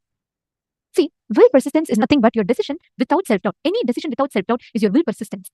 When you decide, even the cosmos has to listen to your will. Can I request each of you to post what you understood as will persistence? Nithyananda, this is a very important session. So can I request each of you to post? What did you understand as will persistence? Come on, Ma Agama Priya, Ma Itzk, and we have Madonna, Ma Ankita. Where is Anisha? All of you could please post. What is will persistence according to you? What do you understand as will persistence? Because it is important that we cognize this truth. The way you see life, the way you perceive, cognize, experience life, it changes completely, simply just by your understanding, just by you cognizing will persistence. You understanding the principle of will persistence, you can win the whole game of life. Mavimla is saying the ability to remain focused and sustain a goal without giving into incompletions. Beautiful. More than that, will persistence is your ability to take decisions without self-doubt. It doesn't even mean you have to keep doing. Of course, one of the meaning is that. But it is not about the action, but about the thought current. Means, for example, let's say the first time you're stepping into your putting a startup, you have the will, like you have such a strong desire to become a millionaire. Even after 10 times you fail, the intention to be a millionaire should be the same, as strong as how it was in the beginning. Your intention not getting impacted by the ups and downs of life is will persistence. Means, whether you can fail 10 times, but your intention should be as strong as it was the first time. You may not be able to manifest everything correctly the very first time, but your intention, your ability to decide, your decision-making mechanism should be with the same strength as you did the first time. That is will persistence. Most of the times, we beat up our individual self without understanding, without experiencing, cognizing what is the exact situation, what is the exact reality in front of us. We're so busy with our own assumptions of reality, and we operate in life out of that. Catching yourself from that and operating with the right powerful cognition is will persistence. Catching it? Yes, that's right. When you're not tired by life, you're will persistent. Which means, let's say you have the intention to be Sarvagna Yajaman. You may try 10 times, you may not manifest a single penny, but even 5 years later, your intention should have the same vigor and strength. Without giving up, without letting the incompletion of all these years I tried, so it's not really happening. So let's see, if I can do, I will do. That is not will persistence. Your intention, the strength of your intention, not changing based on situation, is will persistence. This one truth that Swamiji revealed. Will persistence is made of bliss material. Only happy people can be successful people. If you're sad and depressed in life, you can never be successful. Sick, depressed, sad people can never be successful in life. Sickness is not physical sickness, your mental sickness. There are so many people who have physical disabilities, but they have achieved amazing feats in their life. How? It is not about the physical sickness, it is about the mental sickness. It means many people have all the things needed, like their wealth, their time, their knowledge, but just because their inner space is not ready to take on responsibility, they skip taking responsibility. See, will arrogance and will persistence have different qualities. You will see many times the decisions that we make in life are out of will arrogance, not will persistence. Like, for example, tiredness is will arrogance, youthfulness is will persistence, boredom is will arrogance, energy to restart, to manifest, to claim, manifest reality whenever you want is will persistence. Powerlessness and self-doubt about yourself is will arrogance. Powerfulness and your experience and completion with yourself and others is will persistence. Anger towards self is will arrogance. Immense love towards self and life is will persistence. Now, I request each of you to take a few minutes and you're going to be writing down all the situations in life where you took a decision. Let's say you decided, this time I really want to be successful in business. You take a step, but you felt frustrated because the business never took off well. Take a few minutes, write down all failures that you experienced in life. You can just do it for yourself. Please write it down. You don't even need to show or post it in the chat.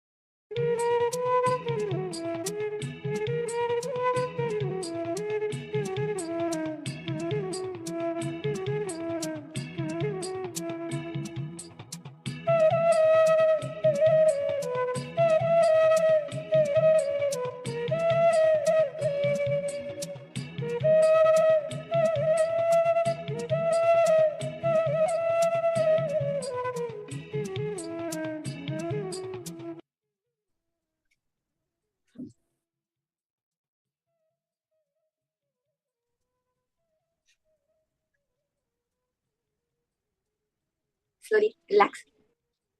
With that declaration of will persistence, now with the same space, we are going to be entering into the power manifestation session. For the power manifestation today, in this round, we are going to be doing the power of bringing rain. Literally, just by your will, just by connecting to Paramashiva, you can make the heavens shower. This whole science is about recognizing each and every element of nature as an independent intelligence. We are not seeing the rain as even a natural phenomenon or just a process of nature. We are recognizing that the independent intelligence, the Devata, the deity behind that, connecting to that higher existence of us to make the nature function as we wish. The most important part is none of this can imbalance nature. By doing power manifestation with the whole universe, with the nature, we can never imbalance nature. Because by connecting in with the third eye, by doing the whole power manifestation itself, you are becoming one with that natural flow, dharma of life.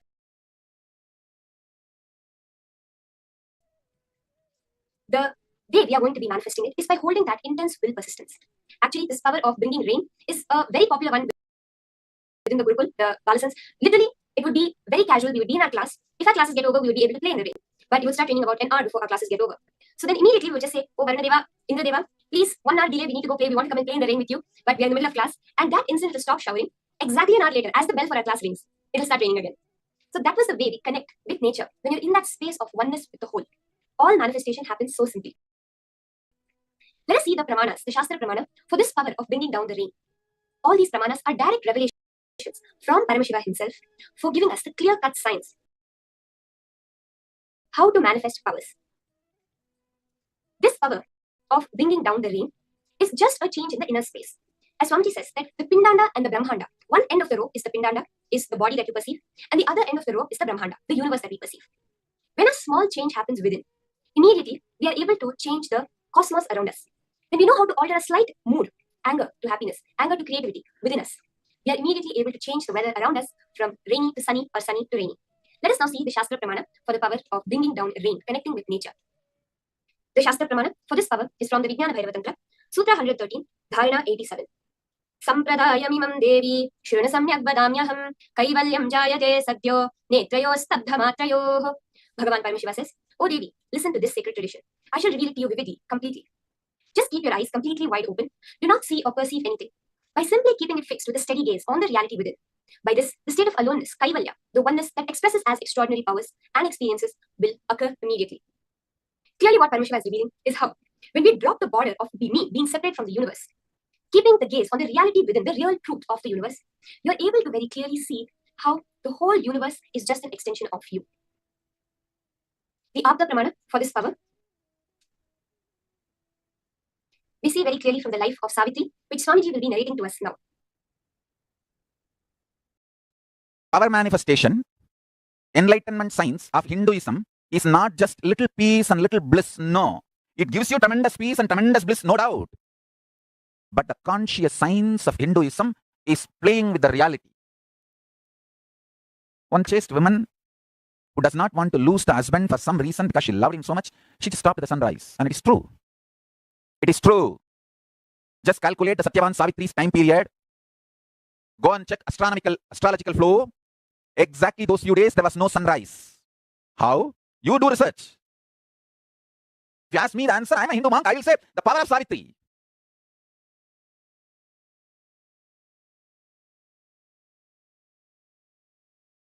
You can try to find out whether there was any huge dust cloud formed between earth and sun, so the sun rays did not reach the earth, whatever, you do all the research. But I tell you, it happened. It's a fact. It's a reality. Savitri was able to stop the sun rays falling on the planet Earth for a few days. Chastity. The great Shaiva saint says, Devam Todal Kurunan Turudalval Piyana Peyum Malai.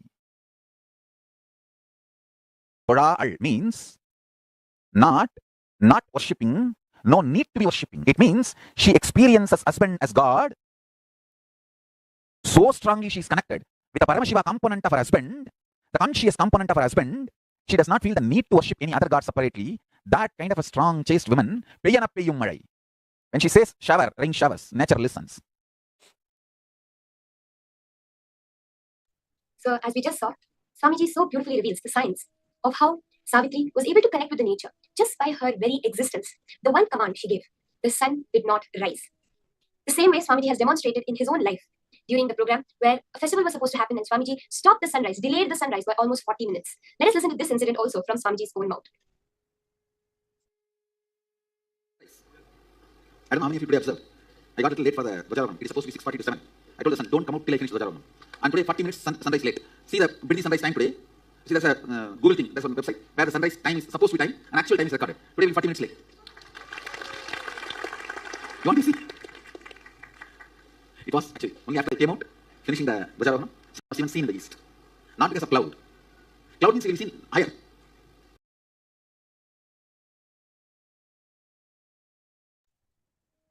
This is the power that all of us are going to be experiencing right now. So I want to request all of you, all you're going to do is choose a particular place. So choose a place that does not have a prediction for rain right now. So let's say you're going to make it rain today. So choose a place that does not have any forecast for rain by any weather forecasting thing and any weather forecasting website, and you're going to be creating rain in that place. You can do it in the place you are right now, or you can connect to another place. All we are going to do is connect to Swamiji in that intense space of oneness. Swamiji says that all power manifestation comes not from manipulation, which we could understand as willpower that Swamiji explained. You do it just with the idea of, okay, 2 times it didn't happen, means it's not possible for me. Do it from the space of will persistence, which is oneness with everything around you. Swamiji has said that it will happen, so it has to happen. It is happening, whether I'm seeing it or not. Okay, so are we all ready to get into the power manifestation? Start with opening up the AccuWeather website. You can go to www.accuweather.com and type in a certain country. You can take a screenshot of the screen with the current weather prediction, weather forecast. So if at all you have chosen a place where it happens to be raining right now, you could stop the rain also. But for this round, let us do it with bringing rain. So choose a country that does not have a weather forecast. If you have a friend or someone you know living there, you could even ask them to take a picture outside their window to make it even more verifiable and such that you really see, oh my God, oh my Paramashiva, the manifestation is really happening. Okay, so choose the country, take a screenshot of the weather prediction for that area. Sit, intensely connect to Swamiji in the space of oneness, as Paramashiva revealed in the Shastra Pramana. Let your gaze and your mind be completely steady within your inner space. That is the space of unclutching, where there is no external or internal happenings affecting you. You are a pure witness to anything going on in your inner space. Unclutch, chant the Mahavakya to raise your frequency, to tune in with the cosmic frequency. In the space of intense feeling connection, start the manifestation.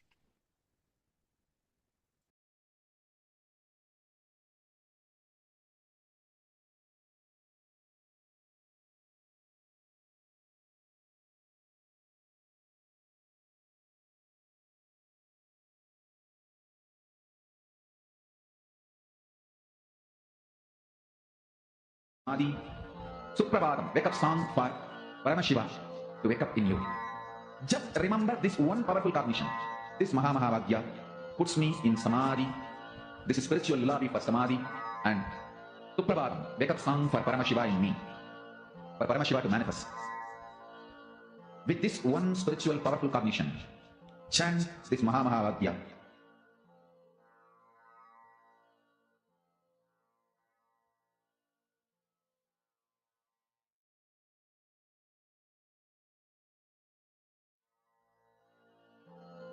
Mahamahavagyā, spiritual lullaby for Samadhi.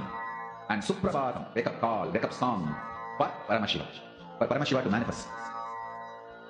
With this one spiritual powerful cognition, chant this Mahamahavagyā.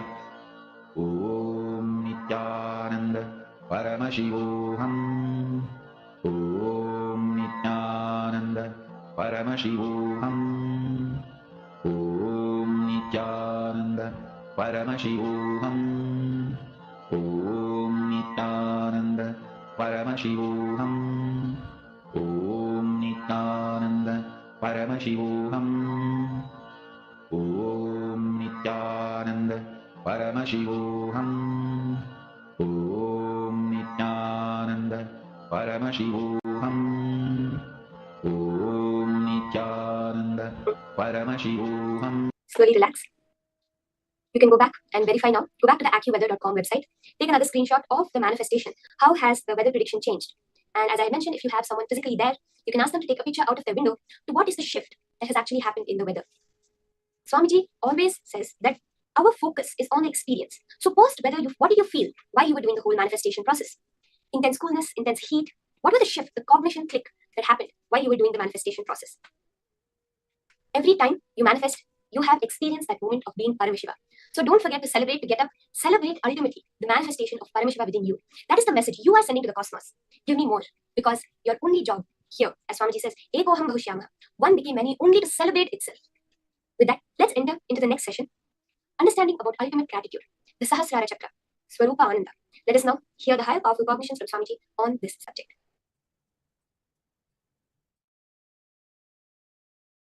The opinions like love, hatred, those signals occupy such large space in your brain They form like a fort and do not let you see beyond the wall. Listen. Seeing this world does not make you incapable of not seeing the other worlds. No. Opinions you form about this world stops you perceiving the other planes. Listen. I'll repeat. See this world you see. Bhur, Bhuva. In the human body you have access to all the three. Bhur, Bhuva, Swa. In human body you can experience Swa also. Bhur, Bhuva, Swa. All the three you can experience in this human body. This Bhur, Bhuva, Swa, these planes which you are seeing is not stopping your ability to perceive other planes like a Tapo, Satya, Brahma, all those lokas. But the opinions you form about these worlds becomes a huge fort inside your brain, Sahasrara Mandala, a 1,000-petal flower. When that fort is built, then you are not able to see outside the fort. That stops your ability to perceive the multiple dimensions of the universe. Listen. Actually, choices are not only not freedom, they are anti-freedom. Listen. Choices are not only not freedom, they are anti-freedom. You are so engrossed, engaged, feeling you got the result because you do not know the way to check whether some stone is a diamond or a shining ordinary stone. You go on collecting your whole life something. Only when you are about to die, you discover a machine to check the diamond and you find out whole thing you collected is just faltu stone. Not even one is diamond.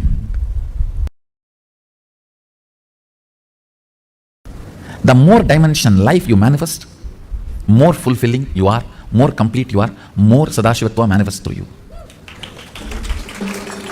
Understand? Through puja, if your breathing becomes very, listen, intense does not mean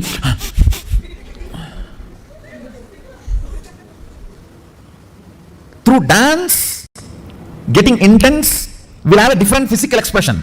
That will naturally be like a big hyperventilation kind of action. But through puja, when your breathing becomes intense, it will not be hyperventilation type, it will be deeper ventilation type. Like Sahasradala Bangaje Shagala Sidarashmi Prabham Varabhayagaram Vimalaganda Pushpambaram Prasanna Vadanikshanam Sagala Devata Rupinam Smarechirasiyam Sagam Tatapimana Purvam Gurum. It's actually Jnana Sloka for Guru. I can see very clearly Arunagiri Ishra. Sahasradala Bangaje Shagala Sidarashmi Prabham Varabhayagaram Bhujam Vimalaganda Pushpambaram Prasanna Vadanikshanam Sagala Devata Rupinam. On the 1,000-petal lotus, Vara Abhayakaram Bhujam, Vara Abhayakara, Prasanna Vadanikshanam, with a beautiful, alive, Prasanna Vadana, smiling, welcoming. Prasanna cannot be translated just as a smiling or welcoming. Prasanna should be smiling, welcoming, alive, illumined, graceful. All the words should be added. Prasanna is something which brings you to the present. Prasanna Vadanekshanam Sagala Devata Rupinam. Embodiment are in the form of Sagala Devatas, all the gods and goddesses. Smarechirasi Hamsakam Tatapimana Purvam Gurum means with my breathing flow, Hamsakam. See, Hamsam is the integrity syllable of your breathing. Listen carefully. Integrity means being what you are known for. If a lion is known for something and it does that same, it is integrated to being a lion. An elephant is known for something and it is doing the same thing, it is integrated to being an elephant. If suddenly elephant starts eating the flesh, what will happen? He is not known for it. If he does for what he is known, he is integrated to it. So, the integrity syllable of your breathing is hum sam.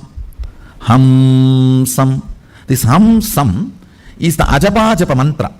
Unchanted mantra which gets chanted continuously by the integrity of your breathing. When your breathing gets into your system and comes out, the natural sound it makes is called hamsa. Hum sam. Understand? Where this hum sound takes a turn of some sound is sahasrara. That is where Guru is sitting. That is why it is called hum. Please listen carefully.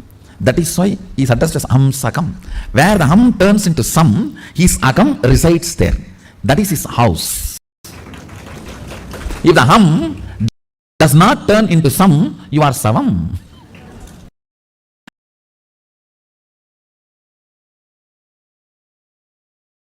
Understand? If the hum, listen carefully. If the hum is 100 unit and some is less than 100, 99, you are just aham.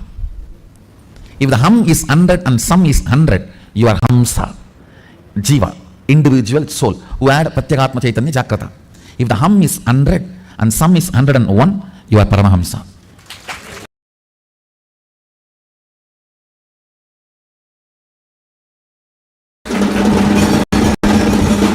Listen carefully. This hum-sum proportion decides the level of integrity you have in your system. This hum-sum, that decides how many dimensions in your brain are open and available to accessible to you. Listen very carefully. If this hum is 100, some is less than 100, you are in the plane of agam, human. Boo. If the hum is 100, some is also 100, you are hamsa, jiva who is awakened. If the hum is 100, some is even 101, you started entering into the Paramahamsa dimension. Means the Guru component has started manifesting in your jiva. Means he started mixing in your taste of life. What is your desire? Your Guru's desires. What is your taste of life? Your Guru's taste. What is your joy? Your Guru's joy. What is your opinions about death? Your Guru's opinions. What is your opinion about life? Your Guru's opinions. If you start enjoying the narration you carry about you, Svarupa Ananda, and everyone around you enjoys the narration about you, which they carry in them, in that space, you manifest Sarvanyatva. Kailasa is the ecosystem to help you to enjoy the narration you carry about you. And everyone celebrates the narration they carry about you in them. You celebrate them, they celebrate you. In this kind of ecosystem, powers manifest just like that. That kind of ecosystem makes nectar flow in your Sahasrara chakra, in your crown center. Even when your Guru initiates you with his consciousness, the first thing happens is your Sahasrara chakra explodes in superconsciousness, the Paramashiva space. The nectar, Amrita, pours in your system. You enjoy the beautiful narrative of you carry inside you. That you are Paramashivatva. And you enjoy the Paramashivatva of the whole universe, everyone around you. And everyone around you enjoys you. Let me come back to the subject. Listen. Whenever you are not able to hold the lit up 1,000 lotus petals, that Sahasrara, and come down only with prayer. Prayer will grow roots and push you back to that same higher electrical structure and chemical structure in your brain, to the Sahasrara. If you start analyzing, why am I not retaining maybe all the sins I've done?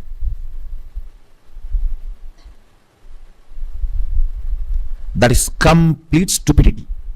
Wrong diagnosis makes duplicate doctors. Listen carefully. All of us are given something and denied something. Nobody can say, I'm not given anything. You are still alive, breathing. So that proves life is given to you. Naturally, even if you are richest man in the world, there are some things which is not given to you. If you cultivate consciously a consciousness, the inner space which feels grateful for whatever is showered, your biology is ready to give birth to great boons of life. Understand?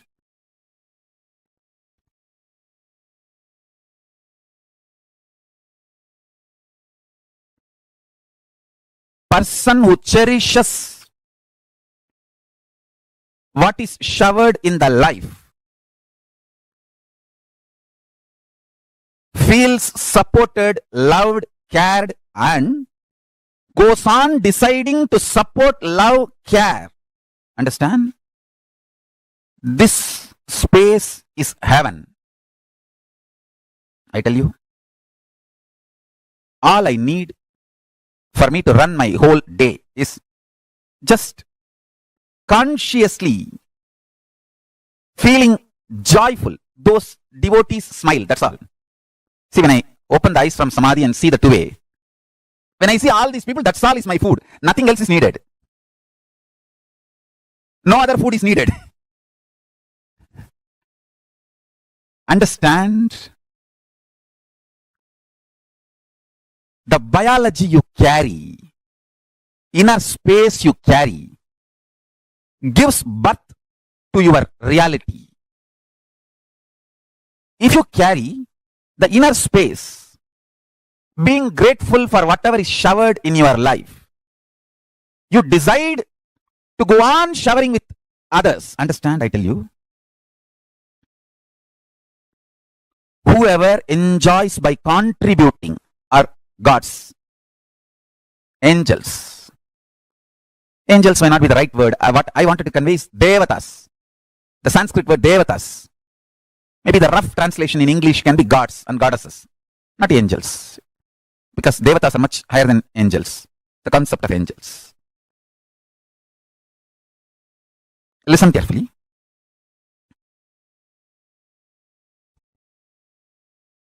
If you feel exploited, frustrated, you will go on vomiting poison, destroying, pulling down, spreading hatred, vomiting poison. You will be so deluded. You will know you are straight lying and you will believe it is perfectly all right. That is the worst delusion. That's the worst delusion. Money gets more money. Integrity gets more integrity. Laziness gets more laziness. Abuse gets more abuse. Joy gets more joy. Bliss gets more bliss. Sadness gets more sadness. What for you get that? I tell you, listen carefully. I really tell you.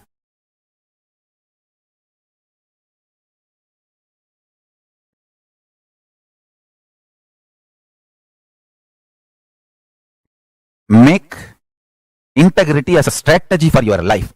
You will attract such wonderful integrated people around you. Even if the non-integrated people come, you will know them just by their smell, and they will not be able to harm you.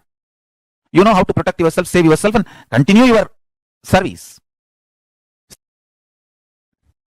Love for the consciousness. Love for the existence. Understand?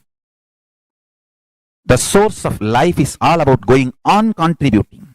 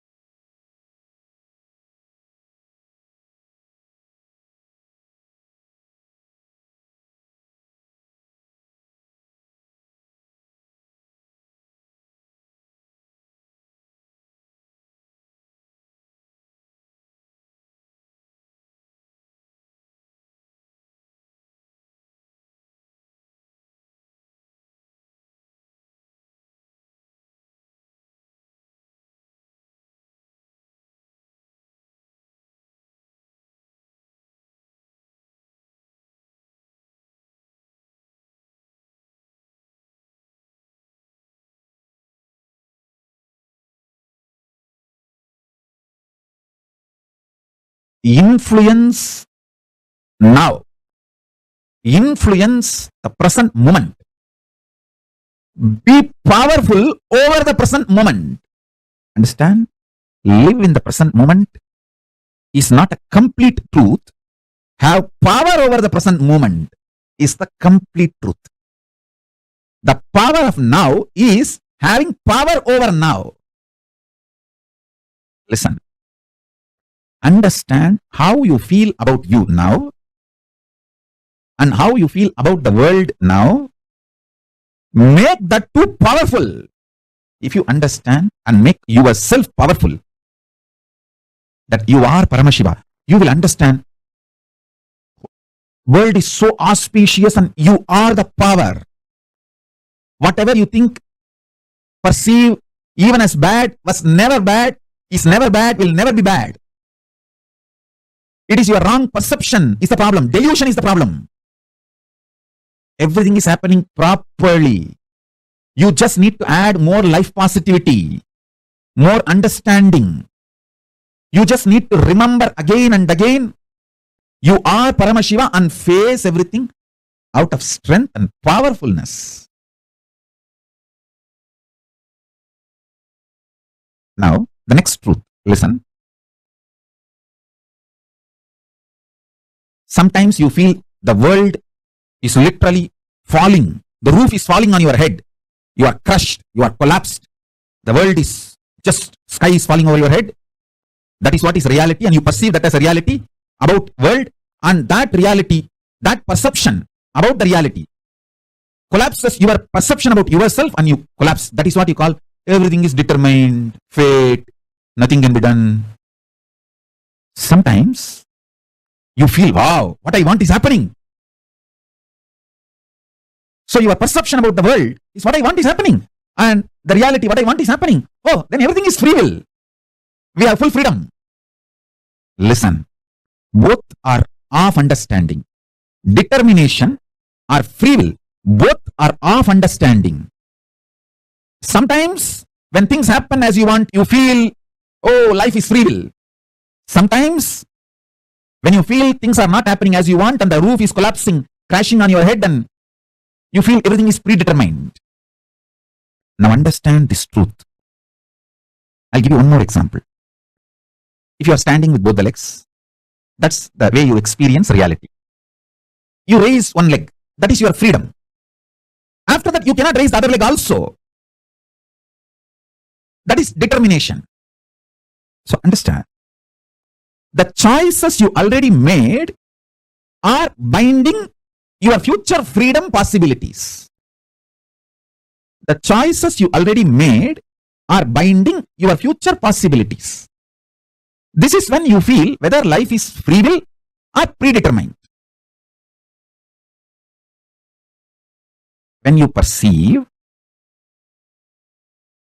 the happenings of your life is against your will and collapse inside you, the way you perceive the world very negatively, and collapse your own identity about you and lose trust on you. When this happens, whether you made earlier some choices or not, you will feel bound. You will feel life is predetermined. There is no free will. Life is unfair, injustice, adharma. It is all just might is right. People who have power, they grab everything. Nothing is right. It's all chaos. There's no order. And at some moment, when things happen as you want in the outer world, and your perception about the world is little better, you feel, free will is life. There is a possibility. I can recreate, rebuild. Life has some hope. But please understand, both are of truth. Why even the idea of free will is of truth? Because you feel relieved, hope because of outer world happening. But the real truth is, if you decide to cognize the truth, you are Paramashiva, Paramātma, ultimate, powerfulness. Understand? Whether life is predetermined or free will, the super determinism is the truth. Answer for the question whether life is free will or predetermined, is life is super determinism. Neither predetermined nor free will. It is super determinism. Understand? Empowering yourself with the truth, reality. You are Paramashiva. You are the ultimate Paramātma.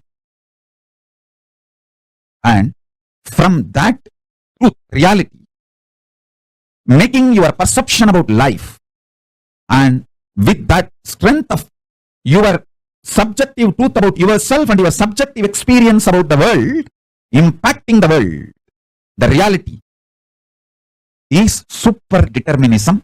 This is the real way of existing. This is what I call freedom. Freedom is not choices. Freedom is manifesting the reality you want to manifest. Listen.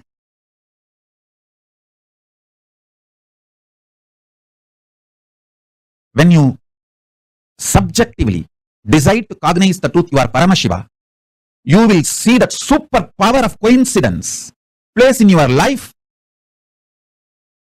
and you manifest super determinism. I give you two methods for you to achieve the super determinism. One, deciding to cognize you are Paramashiva, because that is the truth. That's the truth. And face your inner space, your perception about life, and the life reality itself. With this truth, I am Paramashiva. This is what is having power over now. Life, reality.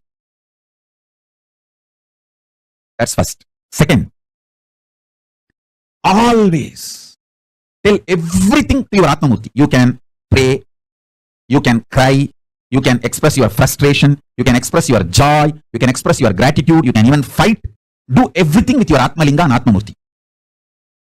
Everything, continuously talking to your Atmalinga and Atmamurti will give you the power to manifest what you want. Shakti and Buddhi to change wherever you need to change. Above all, Bhakti, the romantic existence with cosmos. You will get all three. Constantly talk to Atmalinga and Atmamurti. Listen. Take these two as the method to achieve super determinism. One, decide to come to the powerful conclusion you are Paramashiva, because that is the truth.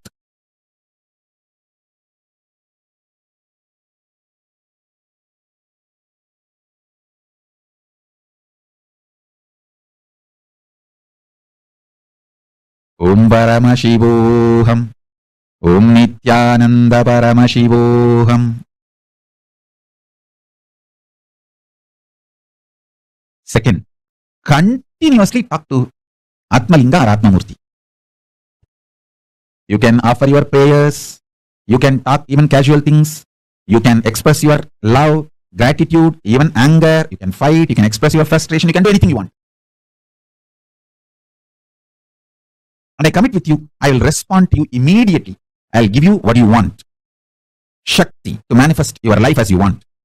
Buddhi, intelligence to alter. If at all you need to alter somewhere your wants for your greater, better, complete life.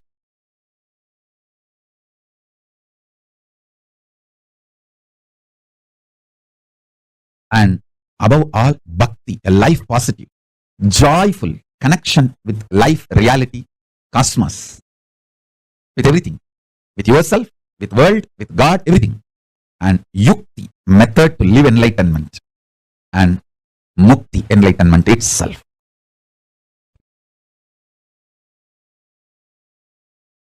The true experience is when you decide you are Paramashiva, you get power over the now, present. The power over the present gives you the liberation from all these four different theories, theologies, philosophies, rational arguments, ideas, concepts. You experience tremendous powerfulness subjectively. Because of the powerfulness subjectively, the state of Paramashiva, that's what I call state of Paramashiva. Your subjective experience about the object also powerfulness, Parameshwara. Understand? I want to express these three words. Your subjective experience of your subject, your subjective experience of the object, and the object, reality as it is. Understand these three words. Your subjective experience of your subject, yourself, your subjective experience of the object, world, and the world, the object itself. In these three, if you empower the subjective experience of your subject with truth, that truth makes your subjective experience of the object also powerful. When this two component of you becomes powerful, it impacts the object and makes what you want to manifest as life. This is the experiential reality of super determinism. Everything else is a delusion, false. You cheating yourself, you deluding yourself with any kind of argument. No, what Swamiji says is the ultimate truth, but not for me now. Even that. Whether you are ready to understand or not, sun is going to shine and wind is going to blow. Everything is going to happen as it is. This truth which I described now, I'll explain the next level. Listen. Super determinism means empowering your subjective experience about you, your subject, with the truth you are Paramashiva. Paramashivatvamasi. You are Paramashiva. Empower your innermost subjective experience about yourself consciously. You are Paramashiva because that is the truth. And from that powerfulness, analyzing your subjective experience about the object world, understanding everything happened in your life is just to trigger this enlightenment in you, trigger this awakening in you. Even the grahas, there's no graha, bad graha. There's no time, bad time. Only to remind you about your great truth, the grahas act. When you don't want to be reminded to live the higher reality, then no other way, the grahas has to make you understand. All grahas focus on awakening you. They are all working sincerely for your inner awakening. Understand?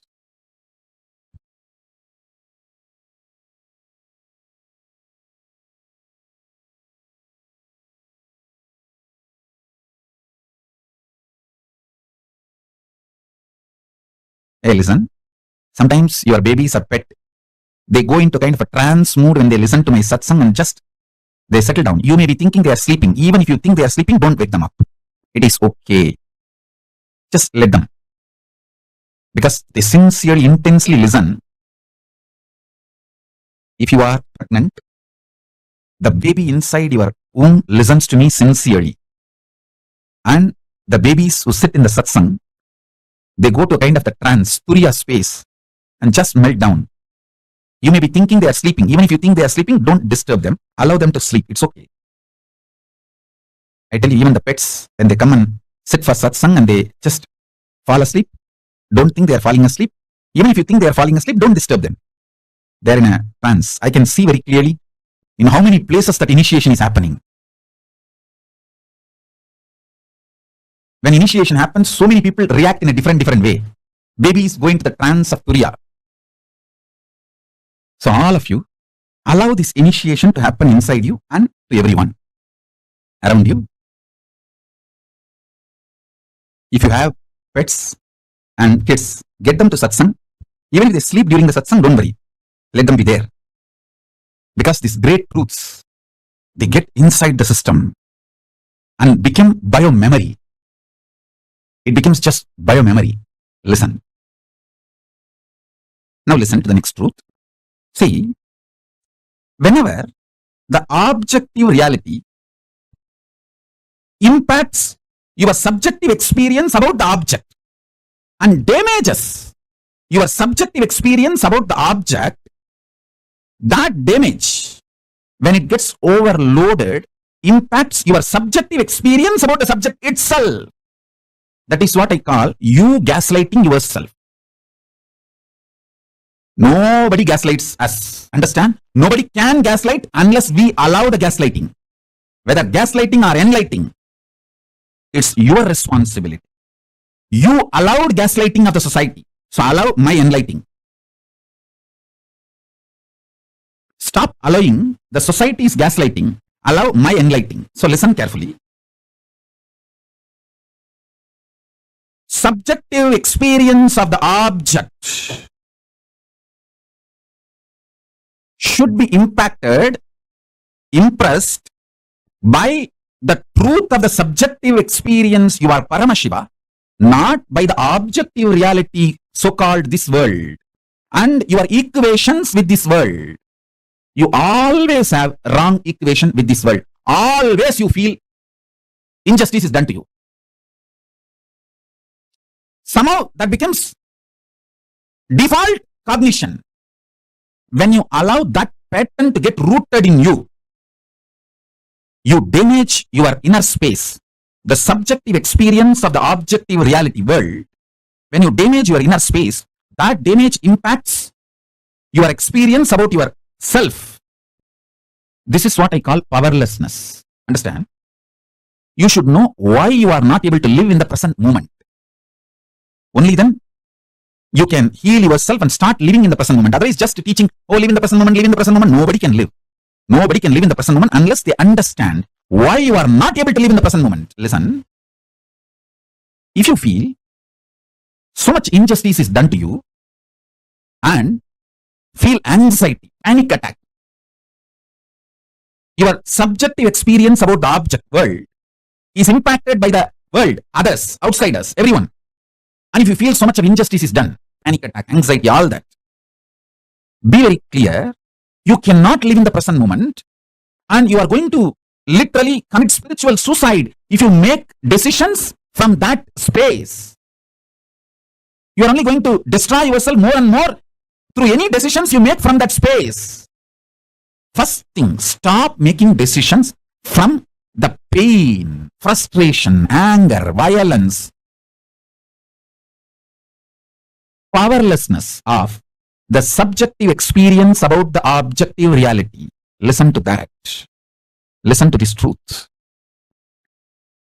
More and more decisions you make out of the painful inner space, deluded inner space, the inner space which is hurt by the outer world, the inner space which you allowed to be hurt by the outer world, with the idea there is injustice done to you, or the subjective reality impacted by the objective reality, the objective world, due to sometimes you blame an individual person, or sometimes you blame a situation, sometimes you blame the ecosystem, sometimes you blame the whole world, whoever you may find, blame or not blame, sometimes you will even blame yourself. Even that is wrong. Blaming yourself is not something cute. No. Don't say, oh, I am suffering so much, how can I be Paramashiva? Say, I am Paramashiva, how can I suffer? Change the whole thing. Listen, don't say, I am suffering so much, how can I be Paramashiva? No. Say, I am Paramashiva, that is the truth, how can I suffer? Let truth empower your experience about you and empower your experience about the object. Let the truth empower the subject's experience about subject, subject's experience about object, and object itself, all three. This is what I call super determinism.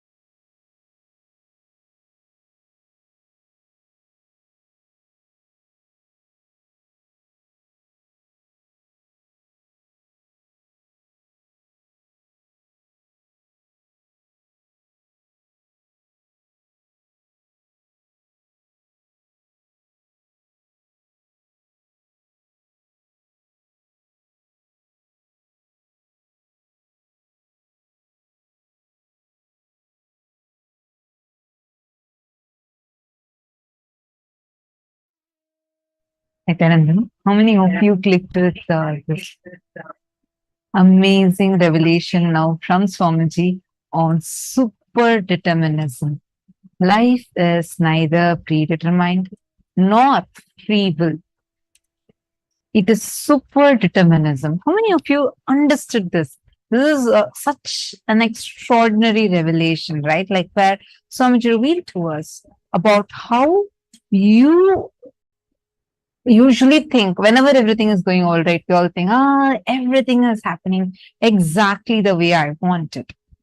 But then when something goes like not really right the way we want it, suddenly we start feeling, oh no, life is actually, my fate.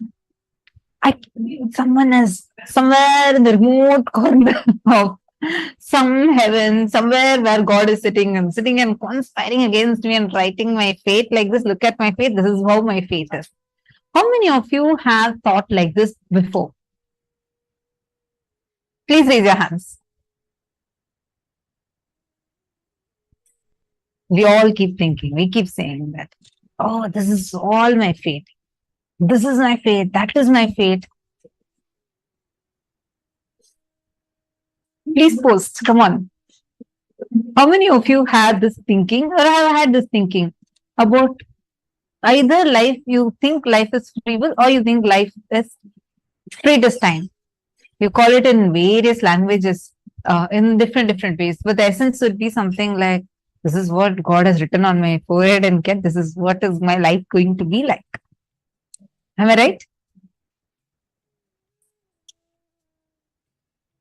It's actually quite a popular terminology.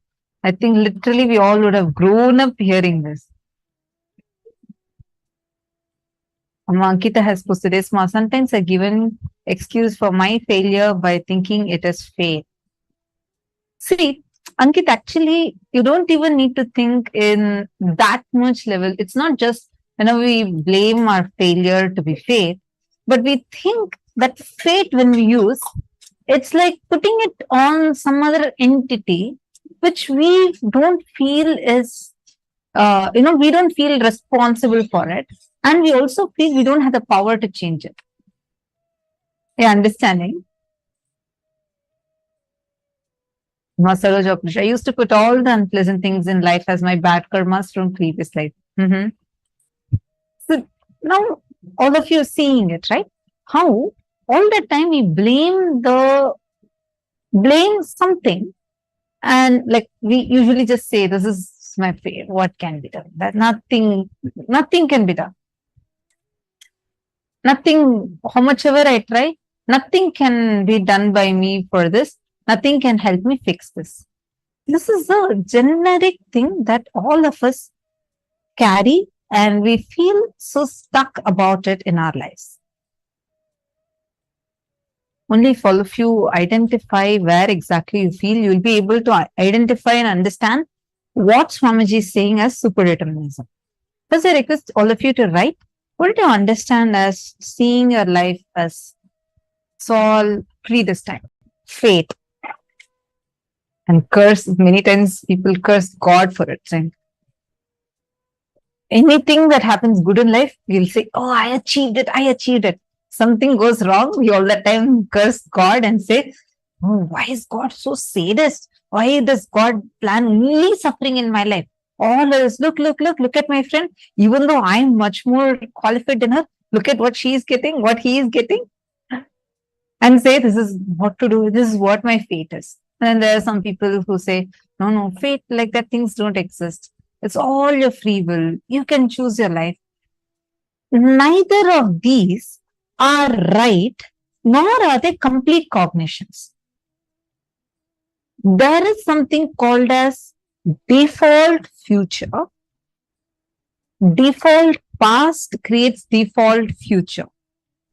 And there is something called as your free will. But the free will word is a very shallow word. There's something more deeper called as the superdeterminism. That superdeterminism is what gives you the power to influence the reality the way you want to influence it. take some more time, because what we all listened to just now is such an extraordinary cognition that Swamiji has revealed to us. Where Swamiji explained to us about how nothing is, you can never put something into a box saying this is all. Like Ma Ankita had posted. Like, we usually blame our failures and say, this is all my fate, what to do? Or what Ma Saroj posted. All bad karmas, he say, hey, yeah, these are my previous Janma karmas, my past birth karmas. Actually, even there, we feel like we are not even responsible for it. We feel like a certain distance, you only feel responsible for what you do in this life. How many of you are clicking with this? I just want first to request all of you, if you could all let me know, how many of you understand thus far? Please post yes in the chat if you have understood so far. Please take a moment. This is one of my favorite topics, because if we understand the science of superdeterminism, we will be able to influence the reality the way we want it. You will not be struggling, stuck with things saying that I didn't get an opportunity to do this, I didn't get that opportunity. And you think, oh, why I put this much of effort? If everything is about free will, my friend, he didn't do anything for it. He didn't work for this, he didn't work for that. How come he's getting so much more? Whereas I worked for it. I sat, I did so much of work, then I should have been getting it. Then why am I not getting it? So you feel like, okay, this is all, fate, destiny. First understand where you are looking at life saying that this is free will, this is fate, and both of these making you powerless. Now let's understand what the superdeterminism is. Empowering yourself with the truth, the reality. You are Paramashiva. You are the ultimate Paramātma. And from that truth, reality, making your perception of life with that strength of your subjective truth about yourself, subjective experience about the world, impacting the world, the reality is superdeterminism. You cognizing you are Paramashivoham. From that cognition, reality that I am Paramashiva, making the perception about life, not from the cognition that you are whatever identity you think yourself to be, but from the cognition, I am Paramashiva, you looking at your life from that, and with that strength of that cognition of your life, from the subjective experience about you, subjective truth about you as Paramashiva, subjective experience of reality, the experience you're having of reality, you impacting the reality is superdeterminism. How many of you understood this? I wanted to share with all of you.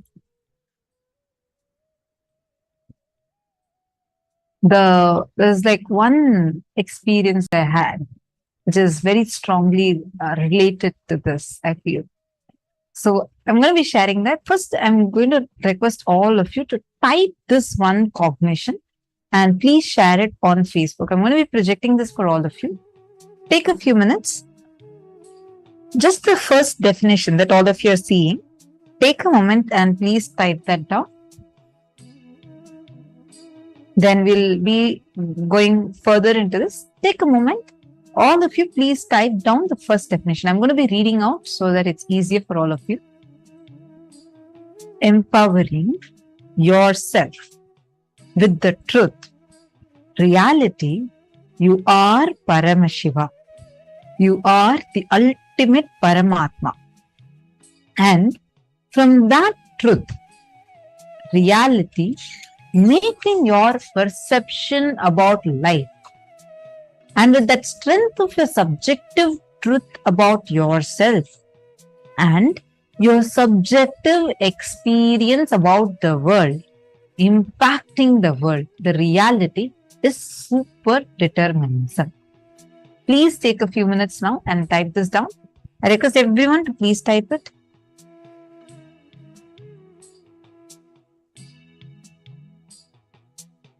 All the participants, please sit up. I request all of you to please kindly settle down. This is an important session for today's initiation.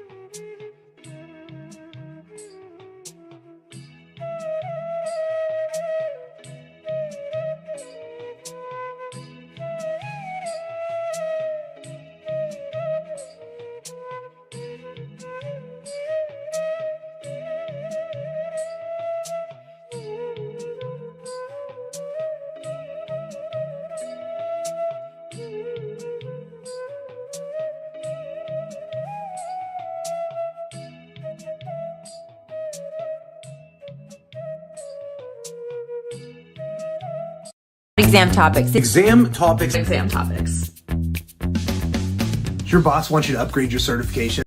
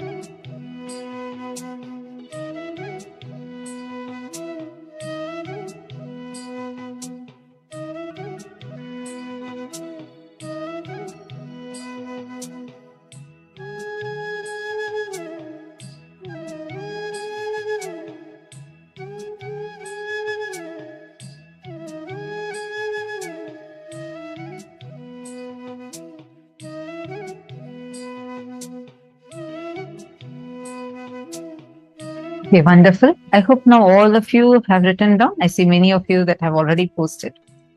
Great. See so many of you who have already posted. Wonderful. Now that all of you have written down, now are you all understanding and cognizing what is superdeterminism? Clear so far? Okay. I wanted to share a small experience with this. So I have shared this before. This was in 2018. Yeah. We had a world tour. So we had like all the balasams of Gurukul going to different parts of the world, right? Like as teams, we will go to various different countries and we would go meet people and conduct the power manifestation sessions where we'll do actually demonstration. And it was very, very, very exciting. Kids as young as 8-year-olds, 9-year-olds, 10-year-olds, all the way, like everybody, like the whole Gurukul was going to different countries like Malaysia, Singapore, US, Canada, many countries like this, Mauritius. So one team was also like, I was also supposed to be leading a team for the world tour. And then plans had changed and it was decided that I am not going to be going and I'm going to be like I had zero plans of going for the world tour at that time. So I was going to be staying there in the arena. It was like, and it was all fixed. The team that was supposed to leave had already booked their tickets and they had already packed their stuff. Everything is ready. It's an international flight. And it's a world tour, meaning you're traveling to different countries. So you're going to go to 1, 2, 3, like different places. The tickets were fixed and written tickets, everything was fixed, planned, purchased, ready ahead of time itself. There was supposed to be 5 tickets totally. For the whole trip, they were supposed to buy 5 tickets. They bought all the 5 tickets. And in about 2 hours, the whole team is actually leaving to the airport. All right. They're all ready. The taxi is going to be arriving. I mean, they've taken the car is loaded, and everything is ready. Just 2 hours before, the plans suddenly change. I'm supposed to now be joining this world tour. I'm supposed to be going and being a part of this tour and with the same group in the same flight, and because it's an international travel, so I'm supposed to be with the same group, same team, and exact same flight I'm supposed to be booking. Suddenly the plans all are changing, and I was like, God, how am I going to be doing this? It's like tickets are to be booked. Tickets are like the person who's booking the tickets had already told earlier, saying that the tickets are full, especially it's Christmas time. All these places are tourist places, everything is full, and I cannot get the same flight booked again for you. And if at all you need, you have to wait for at least 3-4 days for the next thing. At least you could catch up from the other countries that they're going. I was like, no. I have to go with this. And I got to go with the same thing because I had to go in the same flight along with all of them. And I cannot miss out on this. I had no other option. We opened the website and checked. These planes did not have tickets at all. All are full. Then I sat and I still remember all these guys were packing the stuff. They're about to leave. Like time is ticking and they're almost going to go now to the airport. I had nothing ready for me. I had not even put my luggage together. First, I wanted the tickets. I went and sat in front of the laptop. The link was open wherever we booked the tickets, right? And I just held my mala, chanted Mahavakya. Just this one cognition, there's such a strong cognition in me that the moment I connect to Swamiji, chant Mahavakya, definitely it will change. I was like so sure. The person who was booking the tickets, he was like getting really anxious. He's saying, no. I got to book a lot of other tickets. And if you're sitting here, it's going to delay because anyways, I'm very sure it's not available. He opened and showed me all the 5 links. He opened and showed to me. He showed that none of them have any tickets available. You can see here, and all that same airlines, it's not available. It's all closed. I chanted Mahavakya, and I said, I just felt strongly, okay, refresh now. My cognition inside at that time was, it was very, I didn't even have a little bit doubt. I felt so strongly in me. Literally, reality will change right now. Like I just declared, I felt like Swamiji is the one who's giving any of these things. He'll change the reality. So I told the person who's helping with the tickets, I said, could you please refresh now? He went and he refreshed. Exactly one ticket popped up in the same airlines, exact same flight with the exact same time. The first link worked. I was so excited. He said, no, I can't book even if one has come. I need all the 5 to come. I was like, okay, fine. I'm just sitting right here.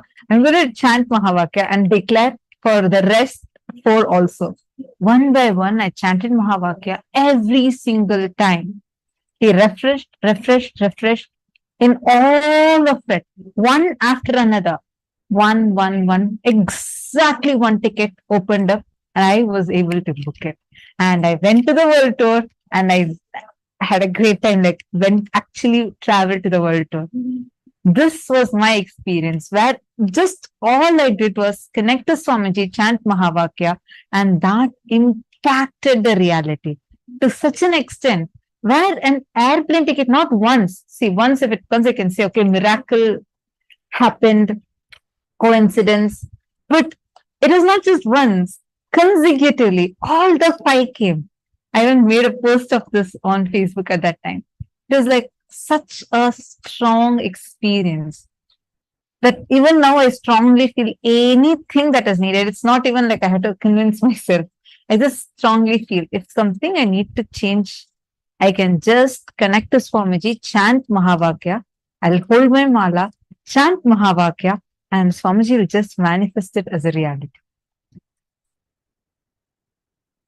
This is what I understood as super determinism, where, I mean, this is just connecting to Swamiji and manifesting, but where your subjective truth and where you cognize yourself as Paramashiva, from that, you cognizing the world. How do you cognize about the world at that time? When I see the world as normally as Mata Tripriya, I feel like, oh God, this is not going to be possible. How can the tickets are all booked? We'll try to think of logical solutions. Okay, if not this, then that, then this, then that. But at that point, it was like such a strong click because of the experience Swamiji has given multiple times earlier. Connect to Swamiji, chant Mahavakya, definitely Swamiji will make it happen. So that was the cognition of the world at that time. So from that, when I made a declaration, Swamiji simply made it happen. Understand, the moment you cognize inside you, I am Paramashiva. From this cognition, I am going to make a declaration. And with that declaration, I am going to impact and influence the reality. That is super determinism. How many of you are clicking with this? Please take a moment and pause.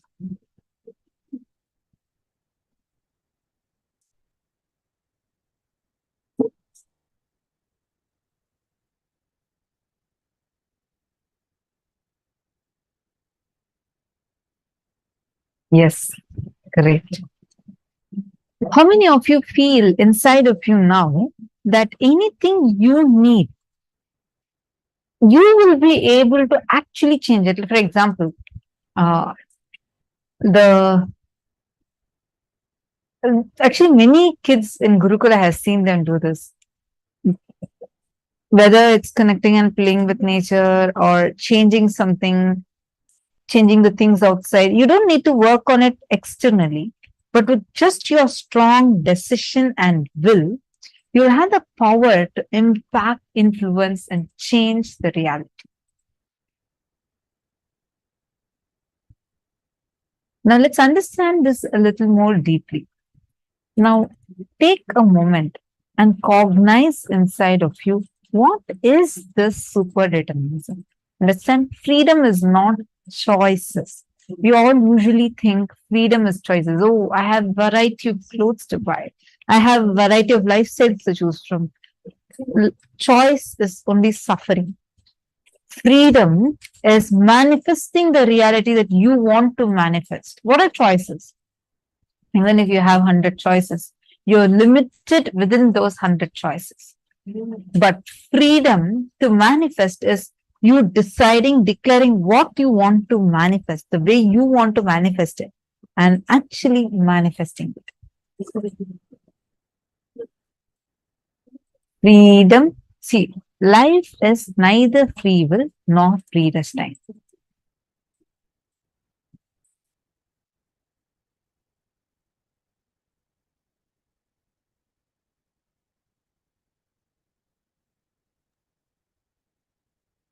Thing as everything is previously set, it's all written and you have to go as per it. And at the same time, there's no such thing as, everything is completely free will. Like as you decide, it will happen. Life functions based on super determinism.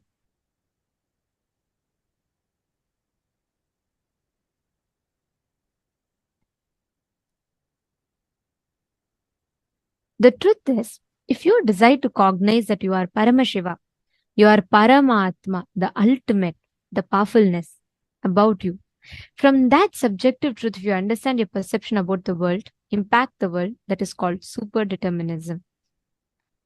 All the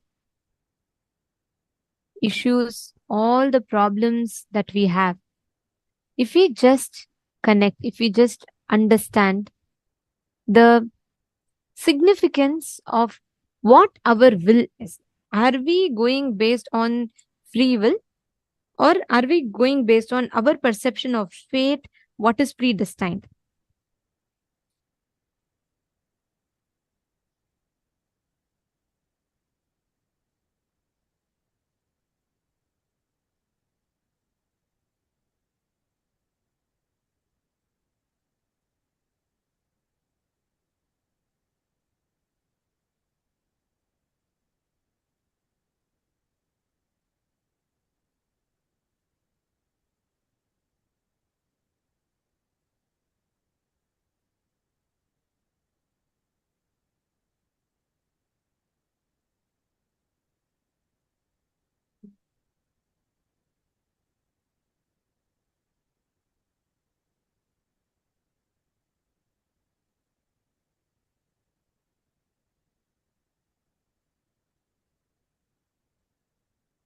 So many tons of incidents. How? What we think, many times we will think, oh, just because it is not happening the way I want, oh, everything is fate, nothing is under my control, better let me just leave everything. We start making decisions completely contrary to our life's purpose. And the whole game of life that we are having is all within this. There is actually, if you see in India, right, there's a very, there's a tradition that they follow where in front of Ganesha deity, we will break stones. Sorry, we'll break coconuts. Sorry. And if you see these people, they'll say, oh, Ganesha, if you make me pass in my exam, I will break 100 coconuts for you. If they fail in the exam, they break the Ganesha himself.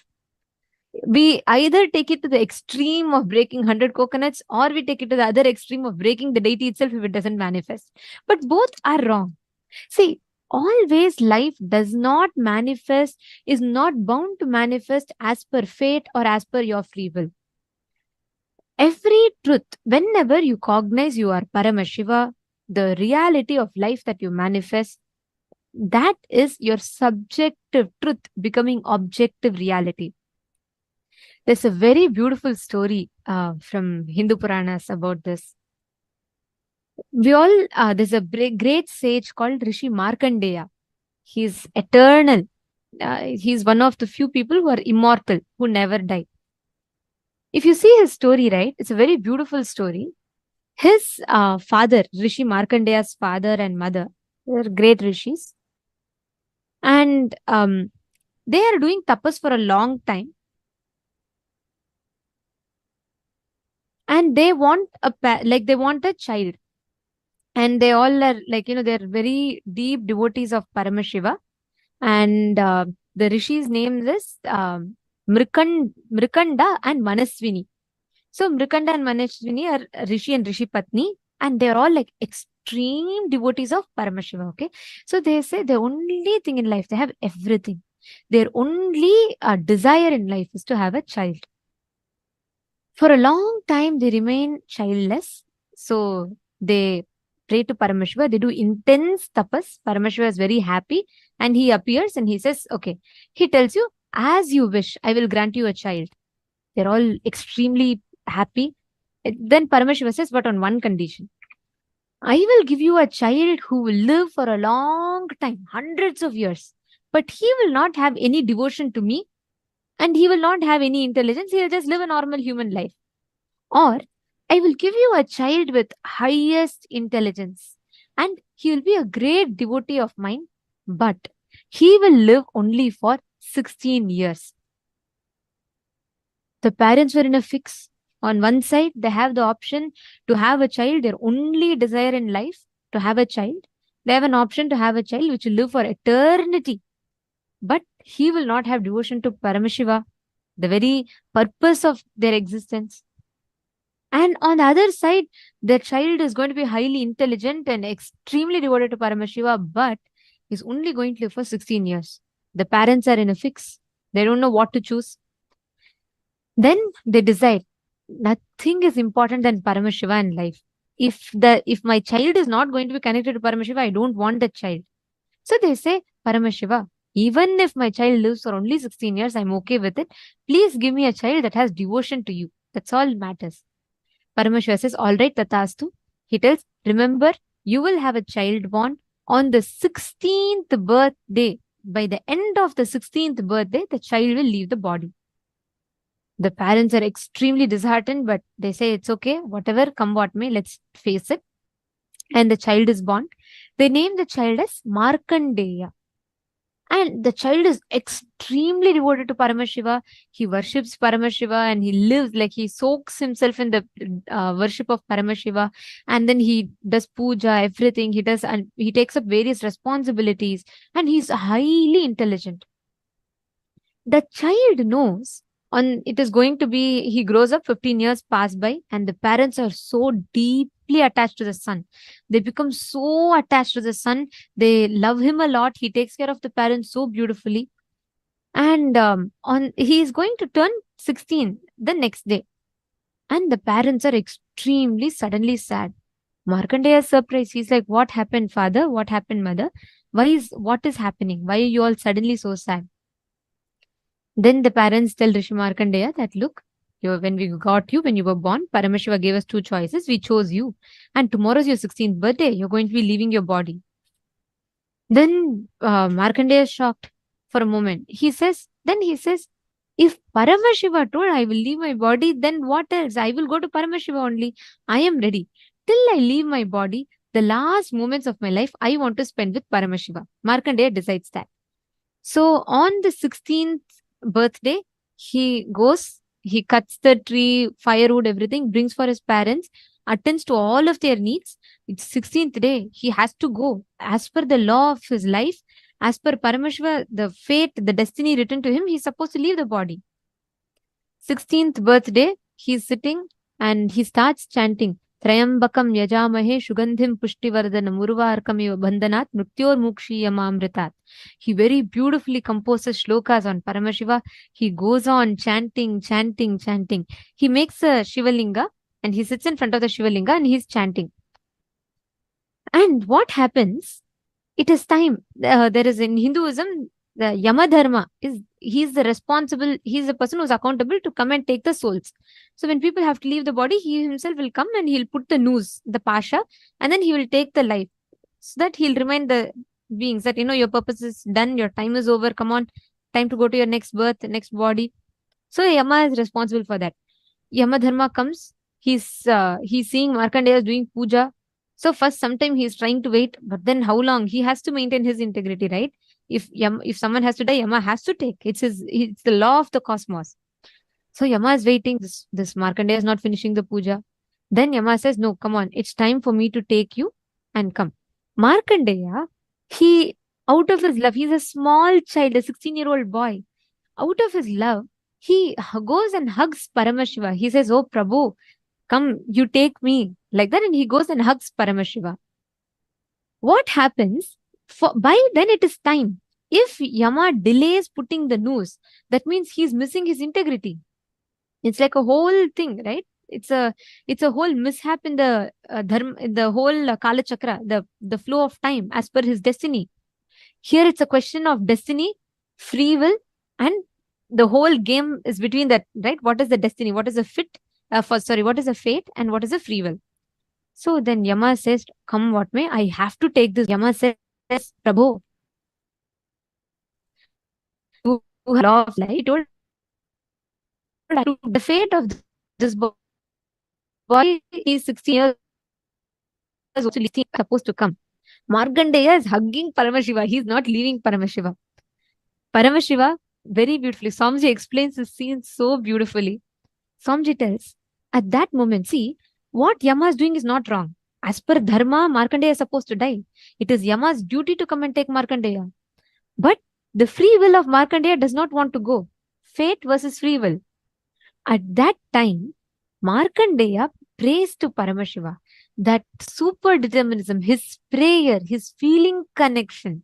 He didn't go, his free will was to live. He wanted to live. He wanted to serve. He wanted to continue connecting and enjoying Paramashiva. But that free will, that super determinism is what is him connecting to Paramashiva. Paramashiva then beautifully tells Yama, look, this is the law of life I gave you. So I'm going to remove you, means remove your life, reprogram your life with the upgraded software, the upgraded law, and I'll reinfuse life back to you. That is what is Kala Samhara Murti, the one that kills time itself. Paramashiva, just for that 16-year-old boy, Paramashiva himself comes, he kills Yama, and he tells, from now onwards, when I say kill, I mean he takes the life, puts it on himself. Paramashiva merges Yama into himself and upgrades Yamadharma's software, saying, from now you have to take the life of everyone on time, exempting my devotees. Anyone who connects to me, when somebody is worshipping me, when somebody is connected to me, you cannot touch them. He gives his upgraded instruction. He upgrades the whole niyama, the law of the life and flow of life. And he gives life back to Yamadharma. And Yama is like, Prabhu, he's like falling at Paramashiva's feet and he's saying, thank you. And then he understands and then he leaves. Now Markandeya is there, 16 years. Paramashiva looks at him and says, just because of your integrity, I am giving you a boon that not just you will not die, you will eternally be 16. You will always be 16, eternally 16, and you will connect to me. To this day, Rishi Markandeya lives. He is alive. There is a temple where he regularly worships Paramashiva. There are tons of this thing. Of course, he might not be visible to our naked eye in today's world.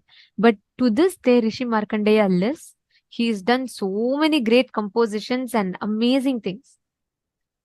That is what is the Mahamrityunjaya mantra. It was Rishi Markandeya who delivered the Mahamrityunjaya mantra. So understand, it is so beautifully how when you see there is even fate, there is free will, but your super determinism, your connection to the Guru, can change the whole of the life and flow of the life for you. There is no such thing as free will. There's no such thing as just because you want, you are going to do it forever. At the same time, there's no such thing as predetermined. There's no such thing as it's fate. You have to do this, it'll happen. Beyond both, there's power of consciousness. Super determinism. How many of you are catching it? You're clicking.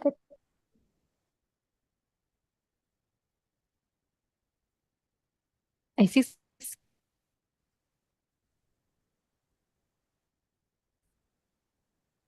To go as free will. We will always be stuck in the loop of time. We'll always put ourselves into that time loop. Great.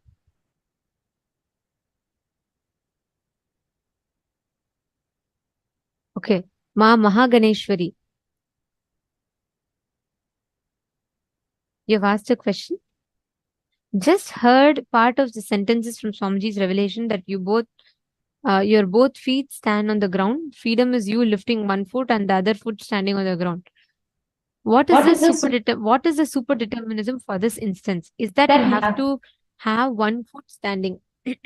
Okay, understand. That's actually an example Swamiji gives to explain about delusion, where we don't see the actions that we do and the results of that action.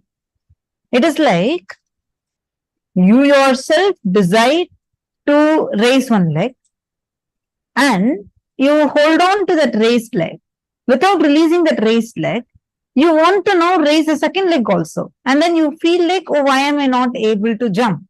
The only solution for this is to have a superconscious breakthrough where you want to fly. But the thing is, you have to understand where exactly, why you are not able to do something. You have your actions have certain results. The actions that you do, excuse me, the actions that you do have certain results which is going to come no matter what. But you have the free will to be able to change and choose which leg that you want to raise or which leg you don't want to raise. Super determinism is understanding that you are Paramashiva, not just that you can change which leg you want to raise when, but you have the ability to have a superconscious breakthrough, to be able to raise both the legs and even fly or jump the way you want to.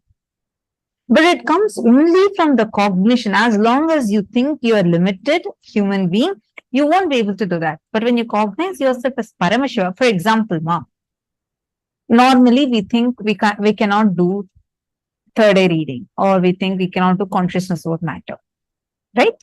But now you see, you are able to do the power of consciousness over matter. Right? With your will, you can move something. Was that possible for you a few years back? No. Why? At that time, that was a limited cognition from which we approached the reality. But now, knowing that anytime I am connecting to Swamiji in oneness, that the initiation Swamiji has given to me, I can definitely be able to impact the reality the way I want. Let me sit, and from that oneness, let me chant the Mahavakya, and I can move the matter. Am I right? Isn't this the cognition upgraded now? See, the cognition upgrade that you're having, and from that cognition, you having the ability to impact the reality, is super determinism. The jumping example, where holding on to one leg and trying to raise the other leg and like struggling and complaining, oh my God, why can I not raise the other leg? You're holding on to one leg. If you raise the other leg, it'll fall. That's the fact. First, we need to come to the fact so we understand where we are stuck in delusion. As long as you're stuck in delusion, you will not be able to jump or fly or do anything. But super determinism is not just coming to fact, but you having the ability to establish yourself on reality from the cognition, I am Paramashiva, let me impact my reality, where I'll declare and actually levitate. That is where power manifestation science comes. Are you understanding now?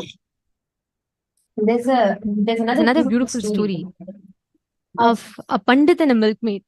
So there's one says a pandit, and he has every day for his puja, he has a milkmaid who has to come and deliver the milk. So she has to come from the other banks of the river, and she has to cross the river to come and give the milk every day for his puja.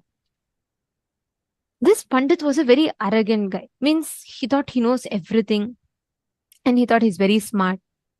And it was just dry knowledge. He only had the knowledge, not the experience. And Swamiji calls these people as dry Vedantis, who will have only the knowledge, just go on reading, but not applying and experiencing these principles in their life. So he was one such fellow, and the other the milkmaid had simple, innocent surrender. So she comes one day.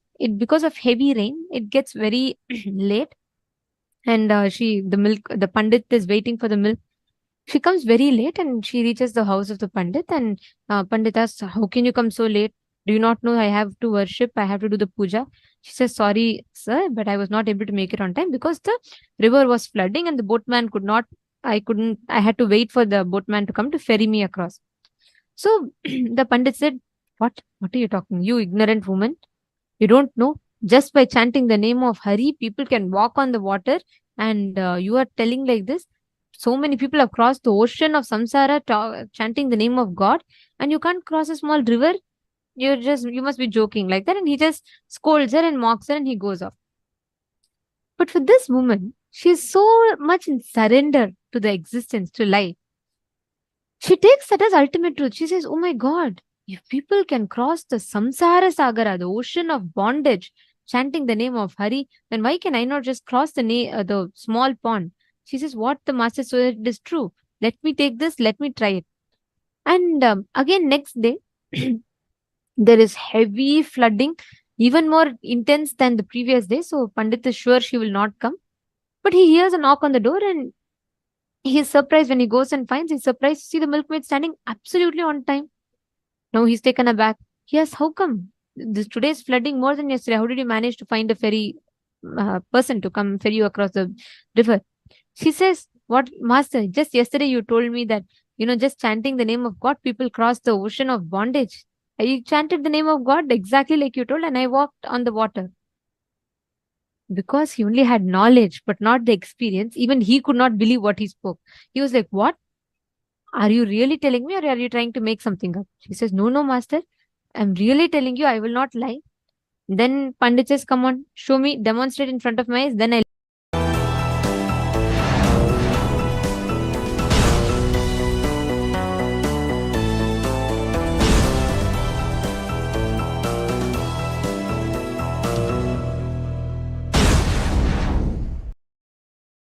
Even a silly, foolish milkmaid, after listening to my advice, she is able to walk on the water. I am a great scholar.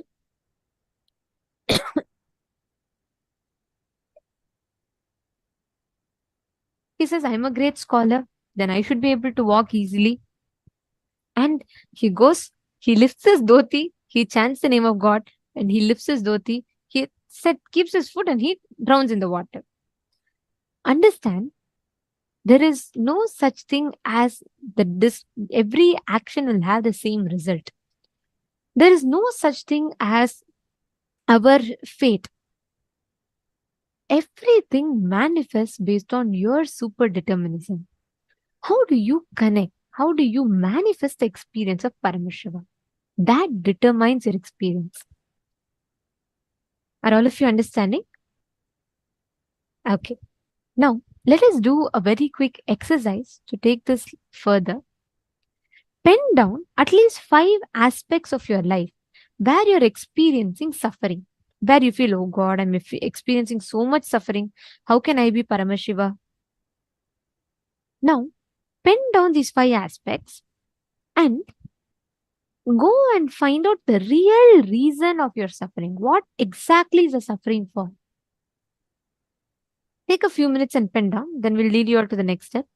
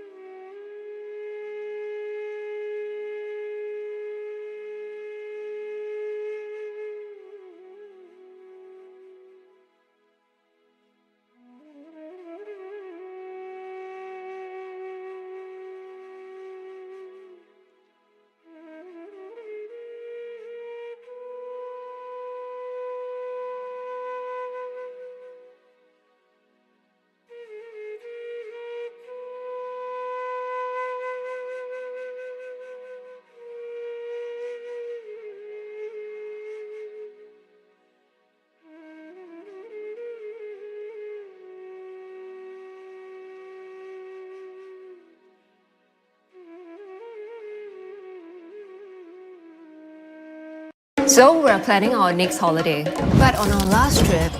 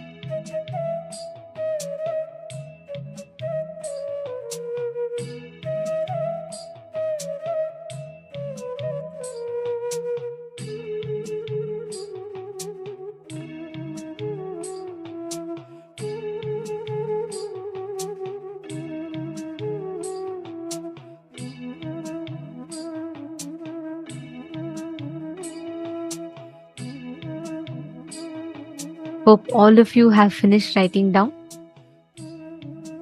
Now, with this understanding, declare, see, every issue that you get in life, every time you are stuck in life, just understand, apply this one principle and start creating your reality.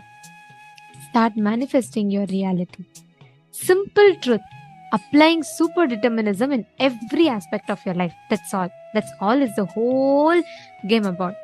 So decide consciously, will consciously to apply super determinism. Make all your decisions based on super determinism, and you can see how you will be able to manifest the whole reality as you want. Now, we're going to be entering into the next session where we understand about how you can manifest not motivation but self-drive. How you can create this self-driving inspiration in you.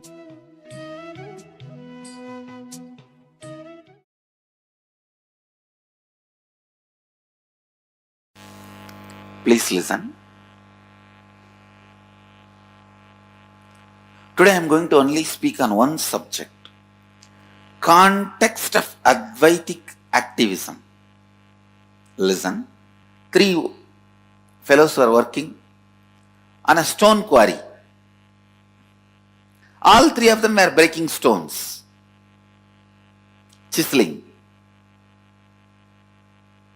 with a chisel and hammer. One onlooker went and asked one worker who was very morose, sad, depressed, dull, "What are you doing?"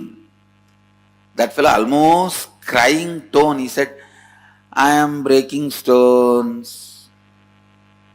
Next guy, he was not blissful but peaceful. This onlooker went and asked, "What are you doing?" "I am making a pillar."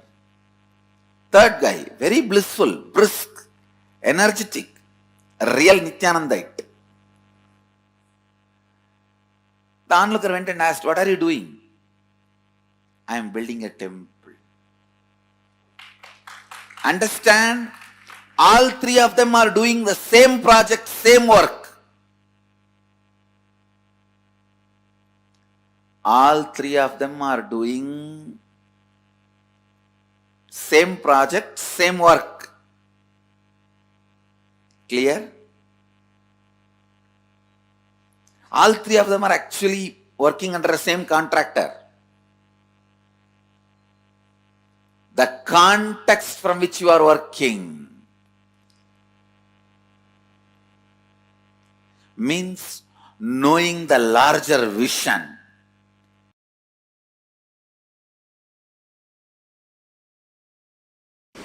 Today I wanted to expand on this one truth. Hridaya Guhya Tahara Vidya.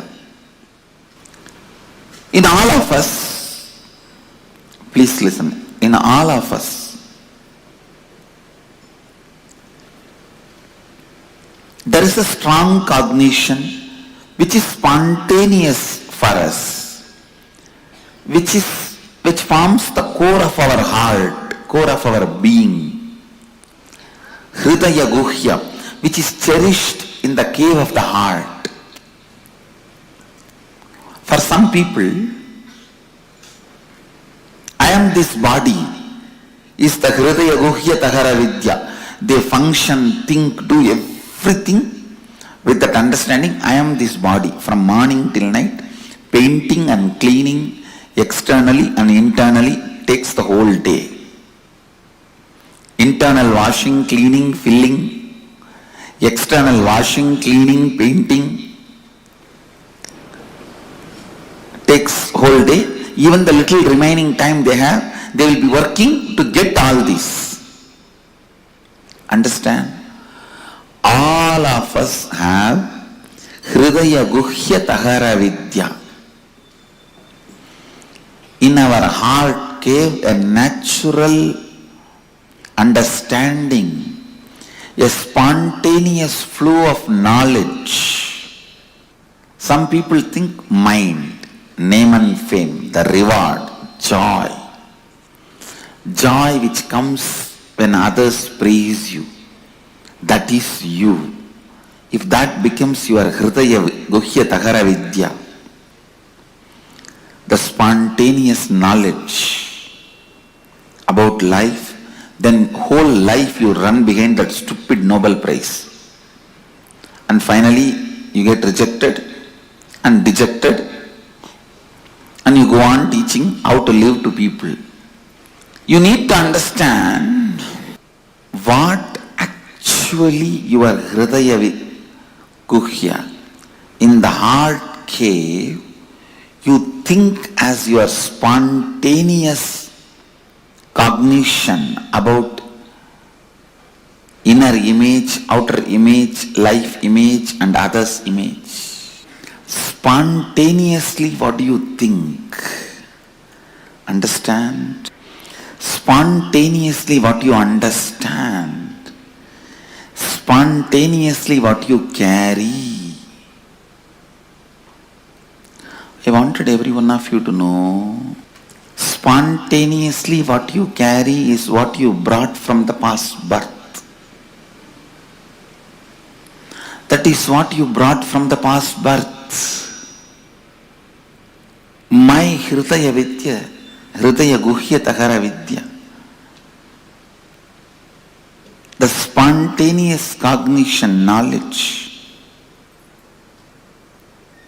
I brought in my heart cave is completely aligned to all these four images. Completely aligned to all these four images. Aligned to all these four images. Listen. Completely aligned to all these four images. I may want to repeat this again and again till you listen. Listen. That was my spontaneous flow of life. What you feel inside you as you, what you declare outside you as you, what you want others to experience you as you, what you feel about others and the world. Aligning all these four to best and constantly, please listen, the life happening in you, every moment you feeling I exist is like energy. To whatever you want, you can infuse that life into it. If you constantly think, I have so much of SDHD, I can never be successful, more and more you associate yourself with that, that becomes alive. Understand? In the beginning you may not be able to change what happens outside, but you will be able to always change what happens inside. So decide, even for a few minutes, you will not empower, energize the concept that you are a failure, you are struggling, you are. Few days before, one of my Swami was telling, I complete and get out, again I fall back, and complete and get out, again I fall back. You want to enjoy this personality. You are enjoying this space. You want to empower this idea of I rise and fall, because you must be enjoying the effort, hard effort you are putting. Understand? Hard work is nothing but ignorance. You don't have intelligence to do the smart work. You are stupid enough not to do the smart work. What you do is called hard work. And if you enjoy hard work, nobody is going to say no, but you are stupid.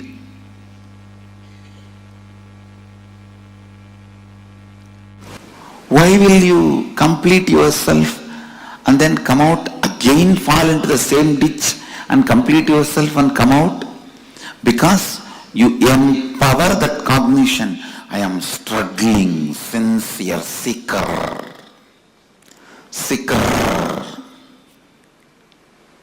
Because you set a standard to yourself. Long ago, at least I will be a good seeker. Whether I achieve it or not, who knows? I don't think I can achieve. That and all is not possible for me. But I'll be a good seeker. And maybe that is the way you will try to get others' attention. See, I am struggling and coming out. But stupid thing, nobody is ready to listen to your struggle. Understand? How much ever you try to decorate your struggle, nobody is ready to listen to your struggle unless you win the game.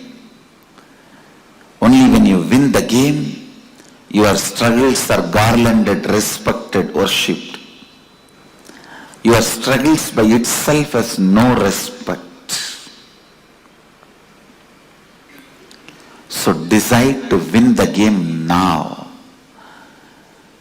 See, every moment your life empowers some cognition. Either, see, all these different cognitions. I am struggling. I can't achieve it. I can achieve it. I have achieved it. All these are just various cognitions, various balloons. You can fill the gas in any balloon. Your life is the gas. You can fill the gas in any balloon. Why do you want to waste your gas into the stupid balloon? I am struggling. Complete it. Get rid of it. I have achieved. Fill the balloon of I have achieved. Then what is the qualifications of achieved? Person who has achieved. Always be aligned. This aligning, I wanted to expand on this little deeper. Morning when you wake up, just ask yourself,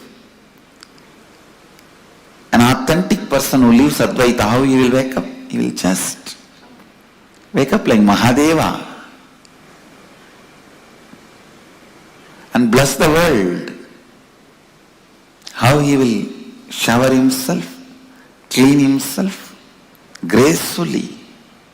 What he will do next? Whatever I am doing, is it aligned to my identity, which I want to build as my inner image, which I want to show as outer image, the other's image and life image, which I want to take the responsibility for? This aligning, the moment you decide, yes, this action has to be done if I want to have this outer image. After that, no conflict, no question of conflict, no question of contradiction, no question of anything else. No question of conflict, no question of contradiction, no question of anything else. In all of your life, what you want to build, clearly decide now and always align your actions to it. That is what is spiritual practice. In my case, I came with what I want, all these four clearly, and always my actions were aligned to it. That is why I claim born enlightened. Understand? The Hridaya Guhya Tahara Vidya was very clear. The spontaneous expression, the way you think, every moment you are thinking, let it be aligned to what you want to show you as you to the world, what you want to feel you as you to you. What do you want? Others to feel you as you. What do you want to feel as world? Again and again and again align yourself to that authenticity. The best inner image you want to have, best outer image you want to have, best others image you want to have, best life image you want to have. How much ever you think it is difficult, it is achievable. Be very clear. The idea of your difficulty is nothing but your SDHD. See, the mirage water need not be drained for your car to go in the road. The summertime, noon, mid-noon, you will see the mirage water in the road. It literally looks like a large water body in the middle of the road. Do you need to bring big motor pumps, pipe and drain the water for your car to drive? No. You just need to understand it is illusion and drive. Same way, your SDHD, you don't need to be struggling with it. You just need to know it is your SDHD and drive. I tell you, anything can be given up in the life, anything can be lost. Not one thing, that is self-driving motivation. Just if that is maintained, everything is done. The high self-drive, in anything you take it up. The high self-drive is life. Not having the high self-drive is death, that's all. That's all is life. Whenever in your life you lived with high self-drive, you are alive. Whenever it was lost, you are dead. Whenever you had high self-drive in your life, you were alive. Don't remember the moments of money as important moments in your life. Don't remember moments you have been rewarded, awarded as the important moments of your life. Don't keep those stupid photographs of your graduation, your lottery winning in your house as your important moments of the life. No. When that stupid cap was put and that certificate was given in your hand, you became intelligent. Don't keep that as a memorable moments of your life in your house. Whenever you had a high self-drive, those moments are the most memorable moments of your life. Keep them as the memorable moments of your life in your house. I tell you, high self-drive. Don't keep that stupid marriage photograph, your graduation photograph, all that as the memorable moments of your life. Your first baby, you bought a new house, first house. All these as the memorable moments of your life. No, all this happens as an accident. The high self-inspired drive moments you had in your life, those moments, memories of those moments, achievements of those moments, it might have been as simple as you took the lawn mower and mowed your whole house, whole lawn. Or you took the vacuum cleaner and cleaned your whole house. It can be as simple as those moments. Or you decided to hike the mountain and went on a hike. Or you decided to swim and swam for 2-3 hours. Or you decided to go for a long perpetual completion session and sat for 3-4 hours in the space of completion. It can be as simple as any one of these. High self-drive moments should be respected, celebrated, worshipped, remembered as the memorable moments. I used to have problems chewing food. I switched over to Invisalign. Now I'm able to eat whatever I want. All this, the first house you bought, the graduation certificate, your marriage, your first kid, all these can be social accidents. You say that social accident moments of my life.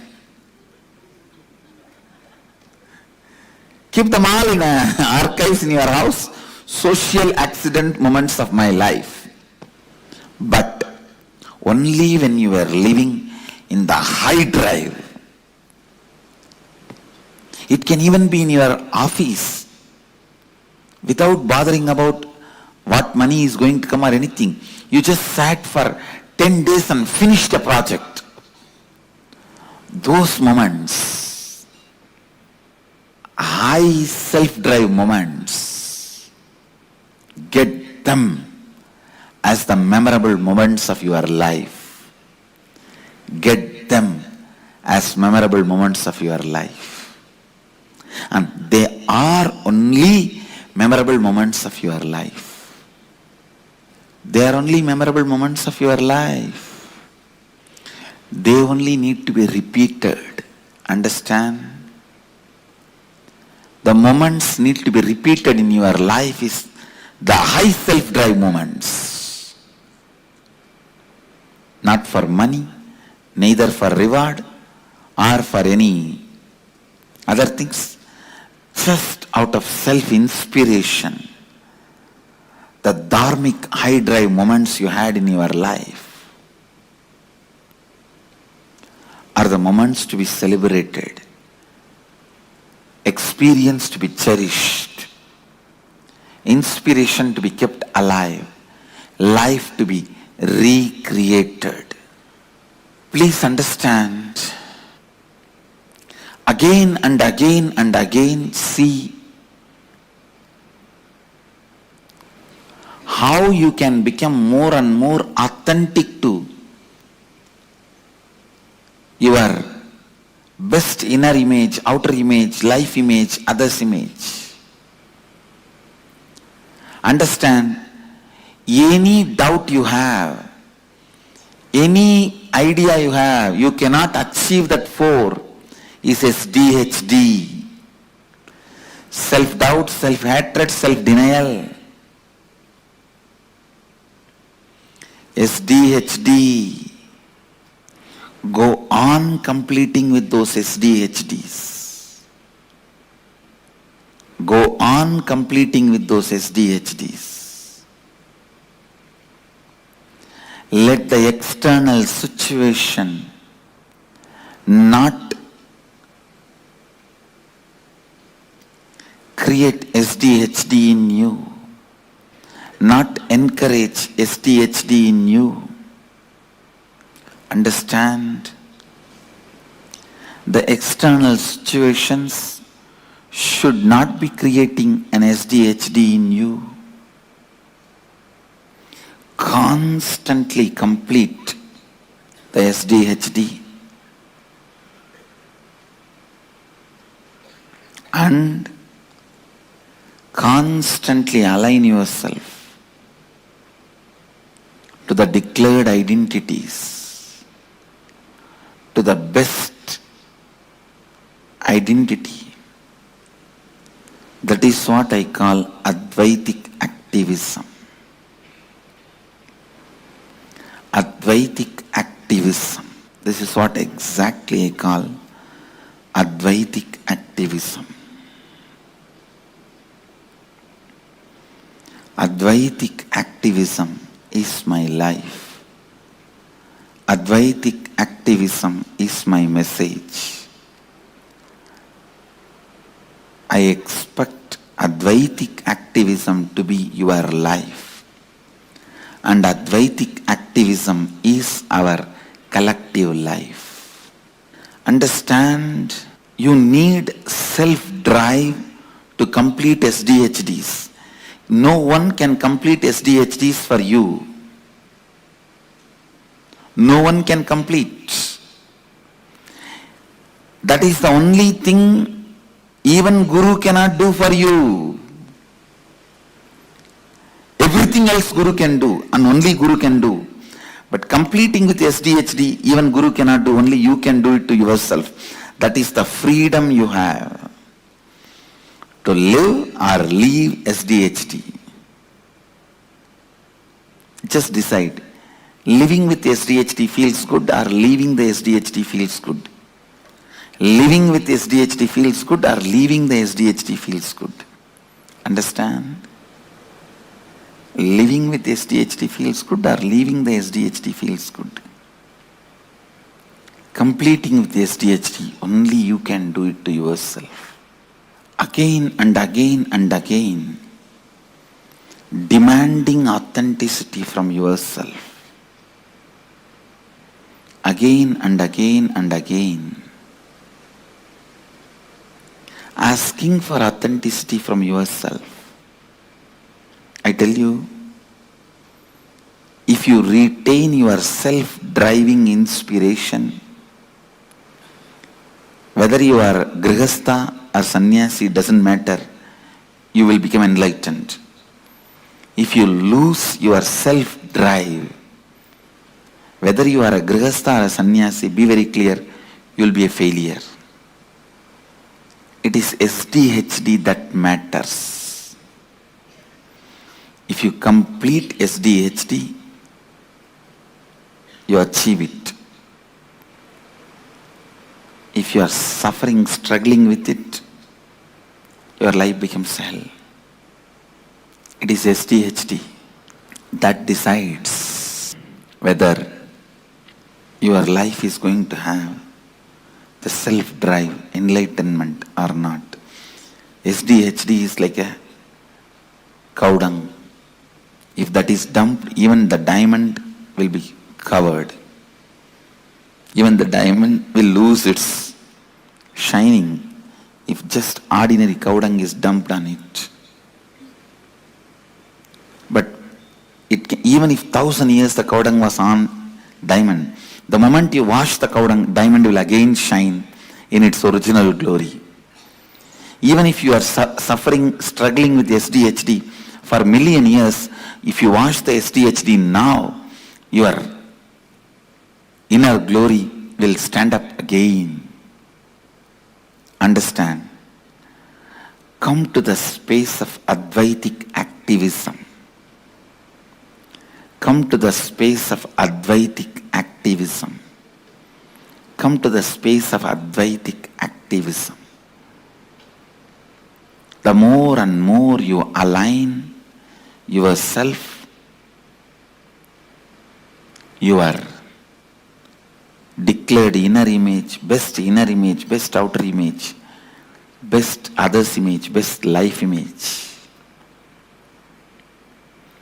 the more and more you tune yourself to that, more and more you become authentic. The more and more you become authentic, the more and more you live enlightenment.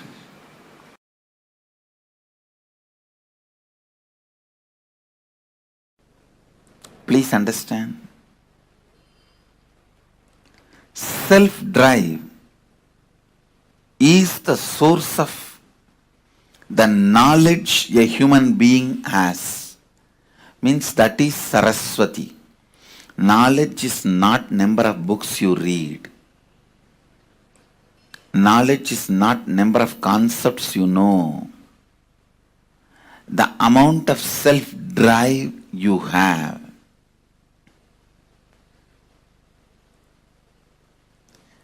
Understand, giving a right context to the self-drive is only the job of Saraswati, knowledge. When there is a right context, the self-drive never gets dried up. If it gets dried up, it is from the wrong context. It is the lower level pleasures. It is not self-drive. Self-drive which gets dried up is from violence or from greed. Please understand, the self-drive comes out of fear and greed, gets dried up just in few days.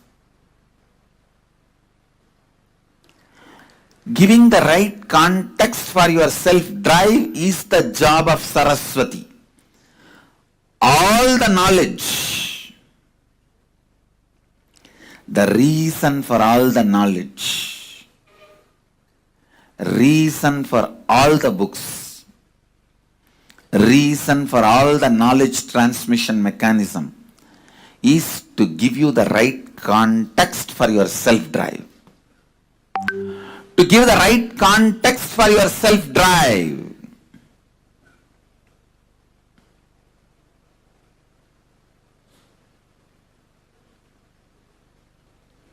Giving the right context for your self-drive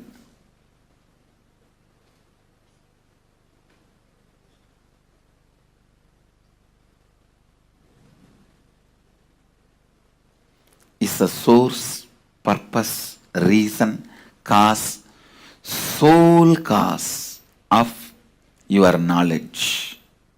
And I tell you, your self-drive is the greatest wealth you can have, which will never be lost, which will come with you for births after births after births. Self-drive is the one and only wealth you can carry from one birth to another birth. Please understand. If you want to go to US, you have to change Indian currency to US currency. If you want to come from US to India, you have to change US currency to Indian currency. The same currency will not be useful in the other country. Same way, when you leave the body,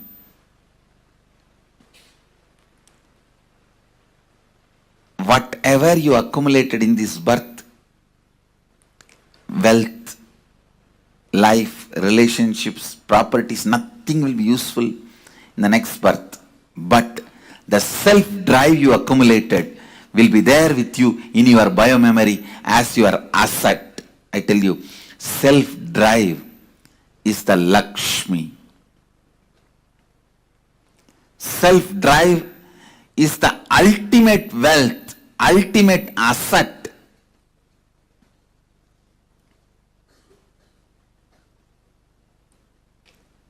Anyone can accumulate, anyone can acquire.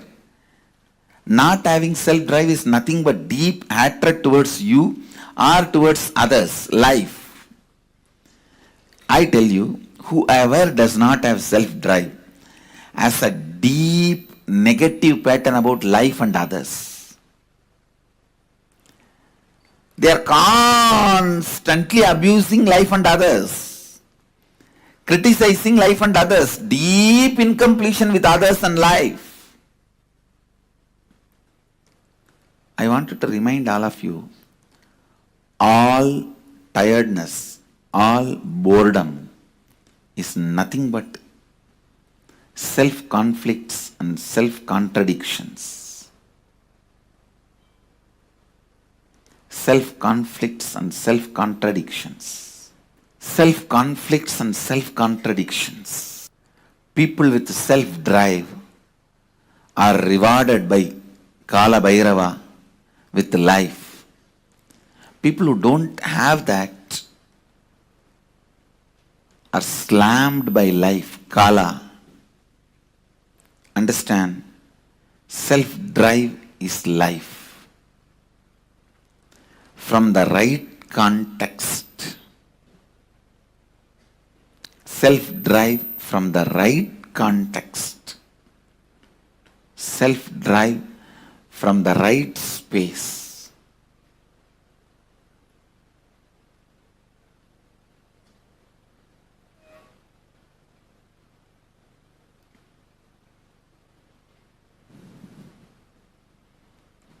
self-drive is the only energy, Durga, you can have. Nothing else is energy. Not your muscle power or your thinking power. All that are not the top energy. Self-drive is the energy of life. Understand? Self-drive is Saraswati. Self-drive is Lakshmi. Self-drive is Durga. Driving yourself constantly, I tell you, anything stops your self-drive from the right context is incompletion. Immediately complete with it and get rid of it. The verse in Bhagavad Gita, the words of Sri Krishna, Uttared Atmanatmanam Atmanam Avasadayet. This is the exact interpretation I will give.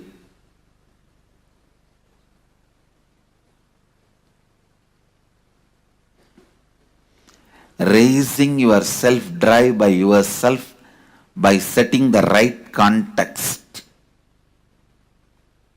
You will be a great friend for yourself.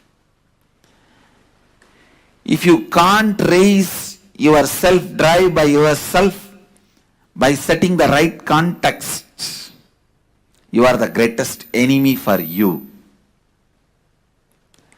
It is the self-drive that makes you king or beggar. It is the self-drive that gives you self-respect or not. It's a self-drive that gives you the ability to exist. That is a self-drive that gives you the strength to live. Self-drive is the love for life. Self-drive is the devotion for life. Self-drive is commitment towards life. Self-drive is the scale to measure your authenticity, integrity, responsibility, and enriching.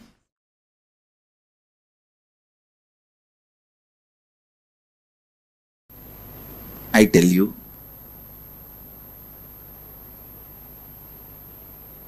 now whatever I am speaking, if you just pen down, when you started developing the patterns, ideas, moving out of your original Advaitic state and relive, it will be literally like a miracle cure for tons of problems you have. Even not having self-drive is a problem. If you find out when you lost the Advaita, that is the time you would have lost your self-drive for life.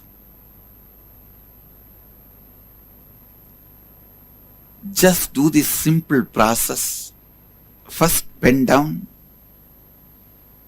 the ideas, patterns, concepts which makes you feel you are away from your non-dual state. Second, think and pen down when that patterns have started developing in you, how you developed those patterns, those incidents. Third, relive all those incidents. Fourth, relive and complete them. Fifth, start living Advaita, non-dual state of consciousness. That's all.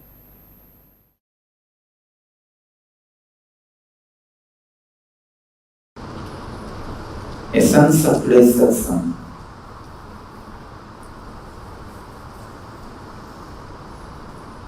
Never give way for others' powerlessness in your life. Do not ever bend or surrender to others' powerlessness. Second, don't think withdrawal is compassion.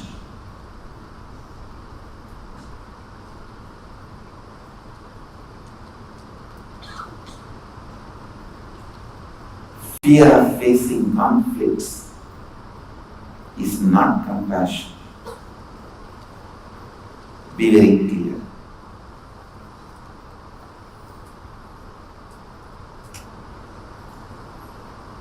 If you avoid these two major mistakes in your life, you will constantly create powerful space and completion with you and with the others.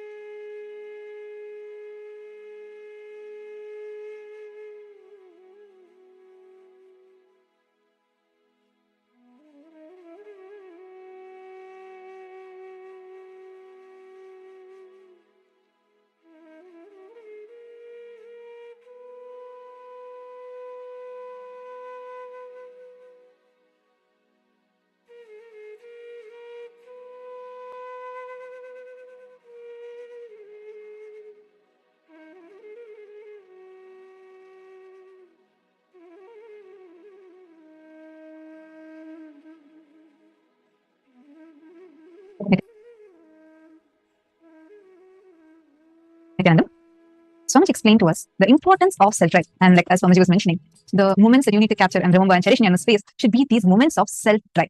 Self-drive. The inspiration, which is rooted in the right context and not sourced from external reasoning. Sometimes it's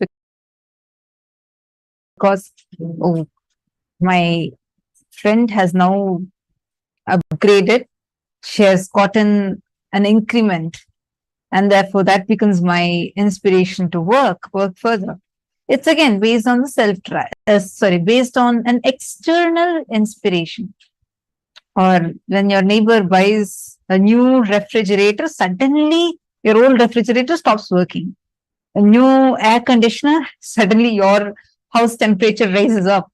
Or your neighbor gets a smart house, and all of a sudden the same task that was very easy as a normal lifestyle till yesterday suddenly becomes a very difficult task. You always compare yourself with others and try to source that as inspiration, or your source of inspiration is based on something external. How many of you are able to understand this one point, where you see that the source of your inspiration to be based on something from outside? Actually, that is why, like Swamiji revealed beautifully, the concept of rags to riches story is always an instant hit for us. Why? We all subconsciously, unconsciously cherish struggles in life. Today, if you see, just go watch YouTube. YouTube is filled with podcasts where people come and tell any struggle, any powerlessness, any suffering is celebrated, is cherished. Like Swamiji said, upgrading yourself from your past failures is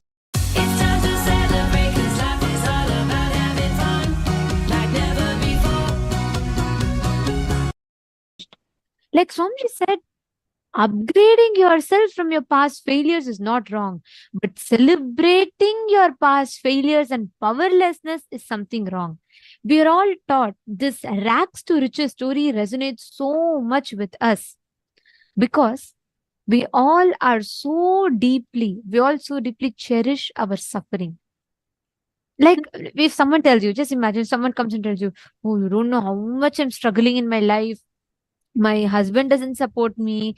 I'm a homemaker and I have to pull all the things together. I have to cook for my children. I have to teach them homeworks. I have to do the laundry. I have to do the cooking. All of these. And it's a struggle and I manage. What is our response? So unconsciously, spontaneously in us, the first response to them is, oh my God, this person is really struggling. How much he's doing.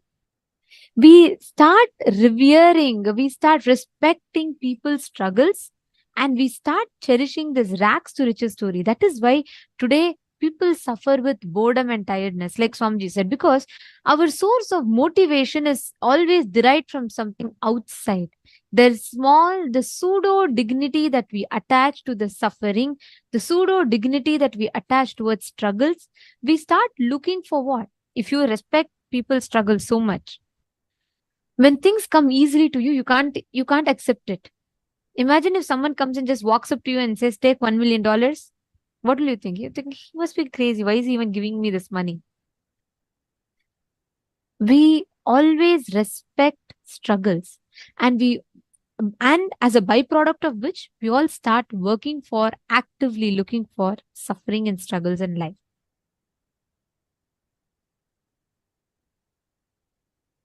What Swamiji tells as the lack of self-driving inspiration. As long as our source of motivation and inspiration is based on some external source, at some point you will fall into boredom and tiredness and you will start losing the inspiration.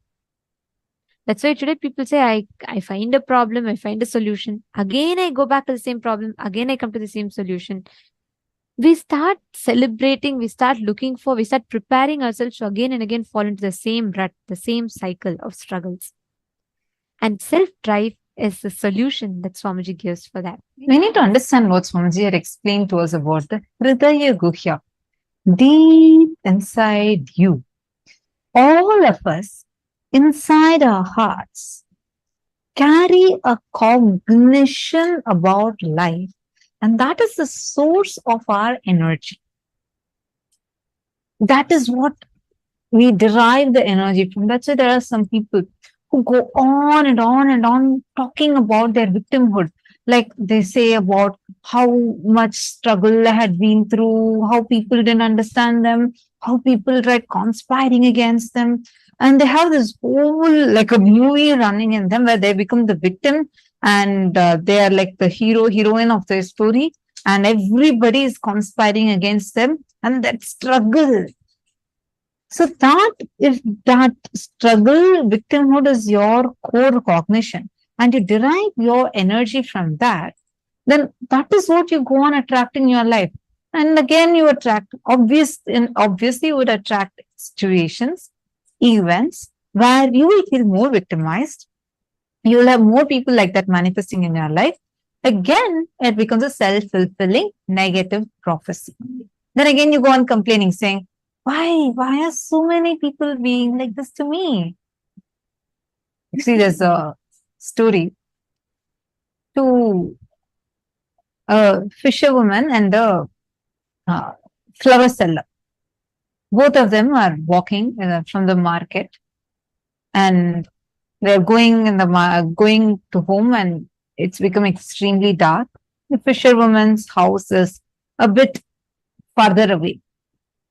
So it becomes too dark. So the flower selling woman says, why don't you come and sleep in my house tonight? And tomorrow, as soon as it dawns, you can go back to your house. It's quite late in the night now. And the fisherwoman readily agrees. She goes and both of them go have dinner and they're about to sleep. The flower selling woman, as soon as she lies down, she falls asleep. The whole house is just filled with the beautiful fragrance of all the flowers. The fisherwoman, however, tries to sleep, tries tossing around, turning around. Hours pass by, somehow she doesn't get sleep. She immediately gets up, goes, brings the empty fish baskets that she had just sold earlier in the market, gets that basket, keeps it next to her, and then immediately, in few seconds, falls asleep.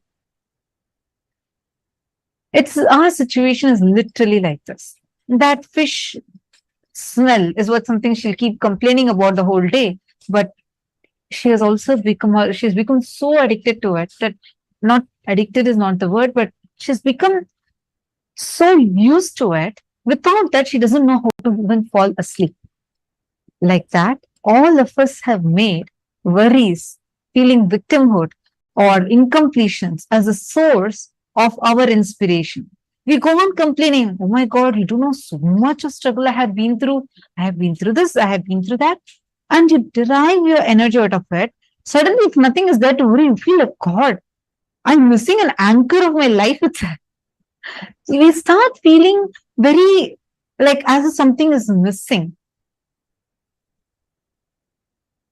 How many of you are understanding this?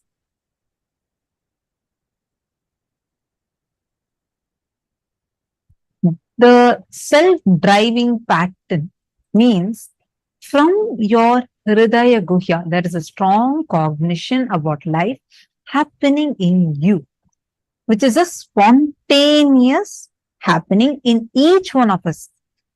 It is from the core of our heart, core of our being, the Hridaya Guhya, the secret corner of your heart, which is cherished in the cave of your heart. This is like energy. To whatever you infuse the energy into, it becomes alive. If you constantly think, I have so much of self-doubt, self-hatred, self-denial, I can never become successful, then that thought current becomes alive. You have so many balloons. You have a heart-shaped balloon, you have a Mickey Mouse-shaped balloon, you have a flower-shaped balloon, whichever you fill in that air into, that is going to become big. You can't fill in a Mickey Mouse-shaped balloon and say, oh, why is it not becoming a heart? The more and more you align yourself to your declared best inner image, declared best outer image, means how you show yourself to others, best others image, how others perceive you, and best life image, the way how you feel about life and everyone. The more and more you become authentic, the self-drive increases in you. Anything can be given up in your life or lost, but not one thing. That is a self-driving motivation. High self-drive is life, and not having the high self-drive is death. That's why in Bhagavad Gita, Bhagavan Krishna beautifully says, Uddharedatmanatmanam natmanam avasadayet atmaiva hyatmano bandhor atmaiva ripuratmanaha. Raising your self-drive by yourself, by setting the right context, you will be the best friend for you. If you cannot raise the self-drive by yourself, by setting the right context, then you become the greatest enemy for you. You are your best friend. You are your worst enemy.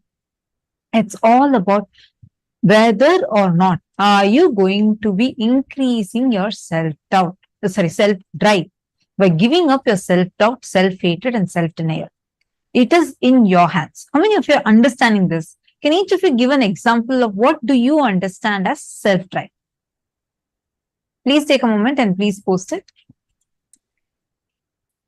Actually, this one truth, if we understand it, right?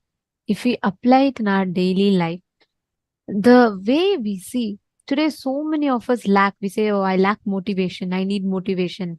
I want to really do something. I committed for Sarvagya Pita, but I'm not able to manifest it. I somehow lack my inspiration. I start a job, but somehow I stop it midway. This one solution that Swamiji has given. Swalpamapyasya dharmasya trayate mahator bhayat. Just by following this principle, even little bit in your life, even the greatest struggles that we have will simply go. Just take a few minutes to pen down the ideas, patterns, concepts. Write down all that makes you feel you're away from your non-dual state, Paramashiva. And the patterns that started developing in you, how you started developing those patterns. Just take a few minutes, at least identify, so we all start understanding the self-driving inspiration that Swamiji revealed about.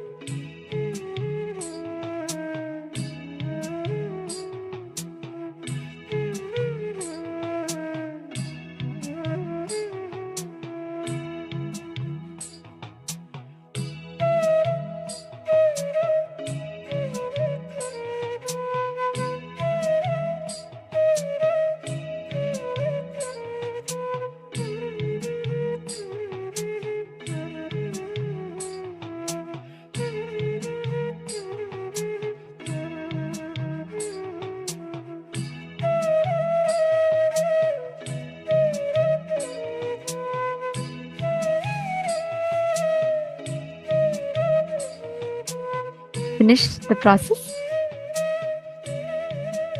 Now it is time for all of us to enter into the preparation for the darshan. Today, all of us are going to be receiving the darshan of Gangadhara Murti and Ganga Visarjana Murti forms of Paramashiva. And we'd like to request all the participants to please keep the dice ready for today's initiation. Today, as all of us are going to be receiving the initiation into super determinism. Neither free will nor life is predestined. Like Swamiji revealed, life is super determinism. And from morning till now, we've learned about will persistence. We've understood about what is will arrogance, what is will persistence. And Swamiji revealed to us the whole happening of Devi Ganga to planet Earth. Ganga, the embodiment of will persistence. This form of Paramashiva as Ganga Dharamurti and Ganga Visarjanamurti. Ganga Dharamurti is a form of Paramashiva from Kailasa, where he receives Devi Ganga on his head, inside his Jata Juta. And Ganga Visarjanamurti is a form of Paramashiva through which he releases Devi Ganga to planet Earth. To this day, Ganga is flowing from Paramashiva's own Jatas to the whole planet Earth. And like Swamiji revealed, Ganga is the largest worships offered deity every day.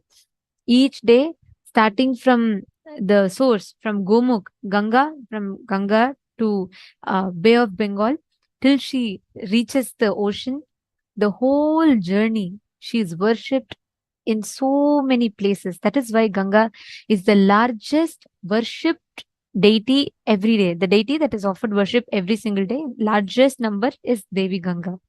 And today, all of us are going to be having the darshan of this form of Paramashiva, through which he gifts Ganga to the whole world as Gangadhara Murti and Ganga Visarjana Murti. Now, let us all get ready to receive this very darshan. We will now be chanting the Dhyana Shloka. The Dhyana Shloka of today's form beautifully describes the happening of Devi Ganga, how she descended, how Paramashiva accepts her into his head, and how Paramashiva liberates her from his head to the planet Earth, how she sends her further.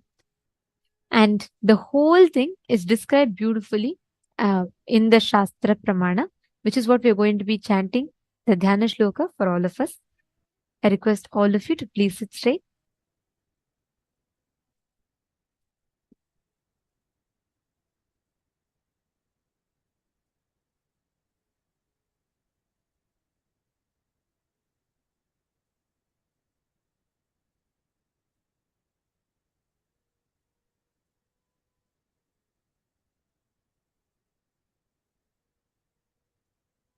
तो हैमवती ज्येष्ठा सर्वलोकनमस्कृता तदा साति महद्रूपं कृत्वा वेगं च दुस्सहम् आकाशत्पदद्राम शिवे शिवशिरस्युतः अचिन्त्य च सा देवी गंगा परमदुर्धरा विश्राम्यहं हि पातालं स्तोत्रसागृह्य शङ्करं तस्यावलेपनं ज्ञात्वा रुद्धस्तु भगवान् हरः।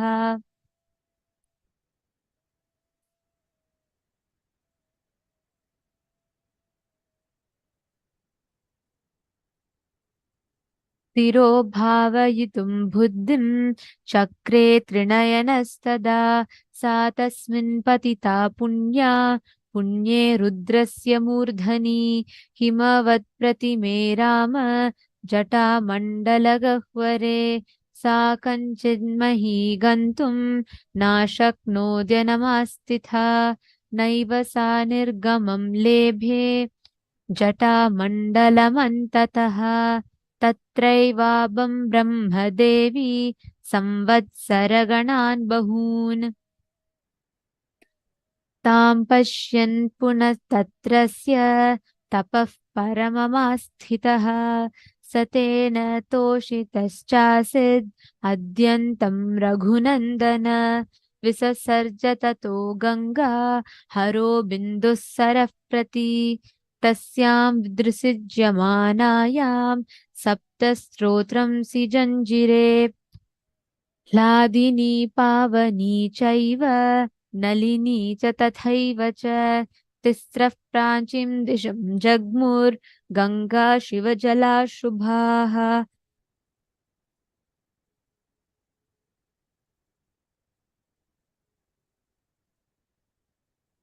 Shushchaiva Sita cha Sindhuschaiva Mahanadi Tisrastotva Jagmur Pratinchim Shubhodakaha Saptami Chanvagatasam Bhagirataram Tada Bhagiratopi Rajarshi Divyam Syandanamastitaha Prayadagre Mahateja Gangantam Chapyanuvjravat Gangan Gaganaschankarashchito Dharani Magataha Vyasaparta Jalam Tatra Tivra Shabdhav Puraskritam. The translation of this verse goes as afterwards, she who is revered by all the worlds and who is elder to the daughter of Himavanta, that Ganga, assuming an unendurable form and insupportable rapidity, plunged from the sky into the jatas of Paramashiva. She who is an extremely unendurable river, that goddess Ganga, even speculated to herself, saying, "Let me enter the netherworlds, having Paramashiva himself as my source." Paramashiva, the all-knower, to remove her ego and delusion, pent her up in the tufts of his jata-juta, the matted locks. Time passed, and O Rama, she, that holy river, Ganga, swooped down into the cavernous curls of the jata-juta of Paramashiva, and she became a detainee in them. Though she strove hard in one way or another to reach earth, that Ganga is rendered incapable, as she could not gain access for an outlet from any edge of the coils of the matted hairs of Paramashiva. Hence, she realizes and prays to Paramashiva. Goddess Ganga whirled round and round in the coils of tufts alone for many number of years. And when Ganga's liberation from those coils is intangible, Bhagirata again firmed up in a marvelous penance in the matter of her descent to earth. O Rama, the legatee of Raghu, with the aces of Bhagirata, Paramashiva is very much delighted, and thereupon he releases Ganga, aiming at the Bindu lake in Himalayas. While Paramashiva releases Ganga into Bindu lake, 7 streams have emerged out of it. And thus, 3 auspicious Gangas with the holy waters have cruised eastwards, which are known as Hladini, Pavani and Nalini. And thus, Suchakshu, Sita and the excellent river Sindhu are the 3 rivers which stream to the westward direction with their holy waters. Of them, the 7th, Ganga, flowed towards the path of Bhagirata's chariot.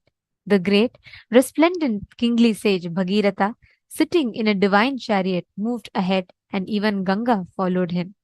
Thus, Ganga came from heavens onto Shankara's head, and from there onto the earth, and thereon earth her water advanced with a tumultuous sound. This happening of Ganga is what unfolds. This Leela is what is unfolded by Paramashiva as Ganga Dharamurti and Ganga Visarjana Murti forms of Paramashiva. Like Swamiji revealed to all of us today, all of us can embody, are all going to be initiated to embody this principle of will persistence through today's initiation and darshan.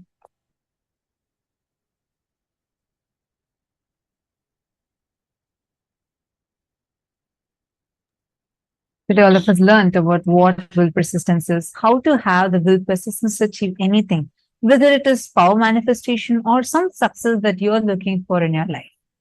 We learned about this in today's session. And that will persistence, we are going to be receiving as a boon directly from Ganga Dharamurti and Ganga Visarjana Murti forms of Paramashiva. And we're also going to be blessed the auspiciousness of Devi Ganga, Ganga Mata. And Swamiji will also be giving us all a boon where with our will, we'll have the ability and power to manifest rain. And not just rain, but even to manifest the most sacred water, Ganga water, just using our will.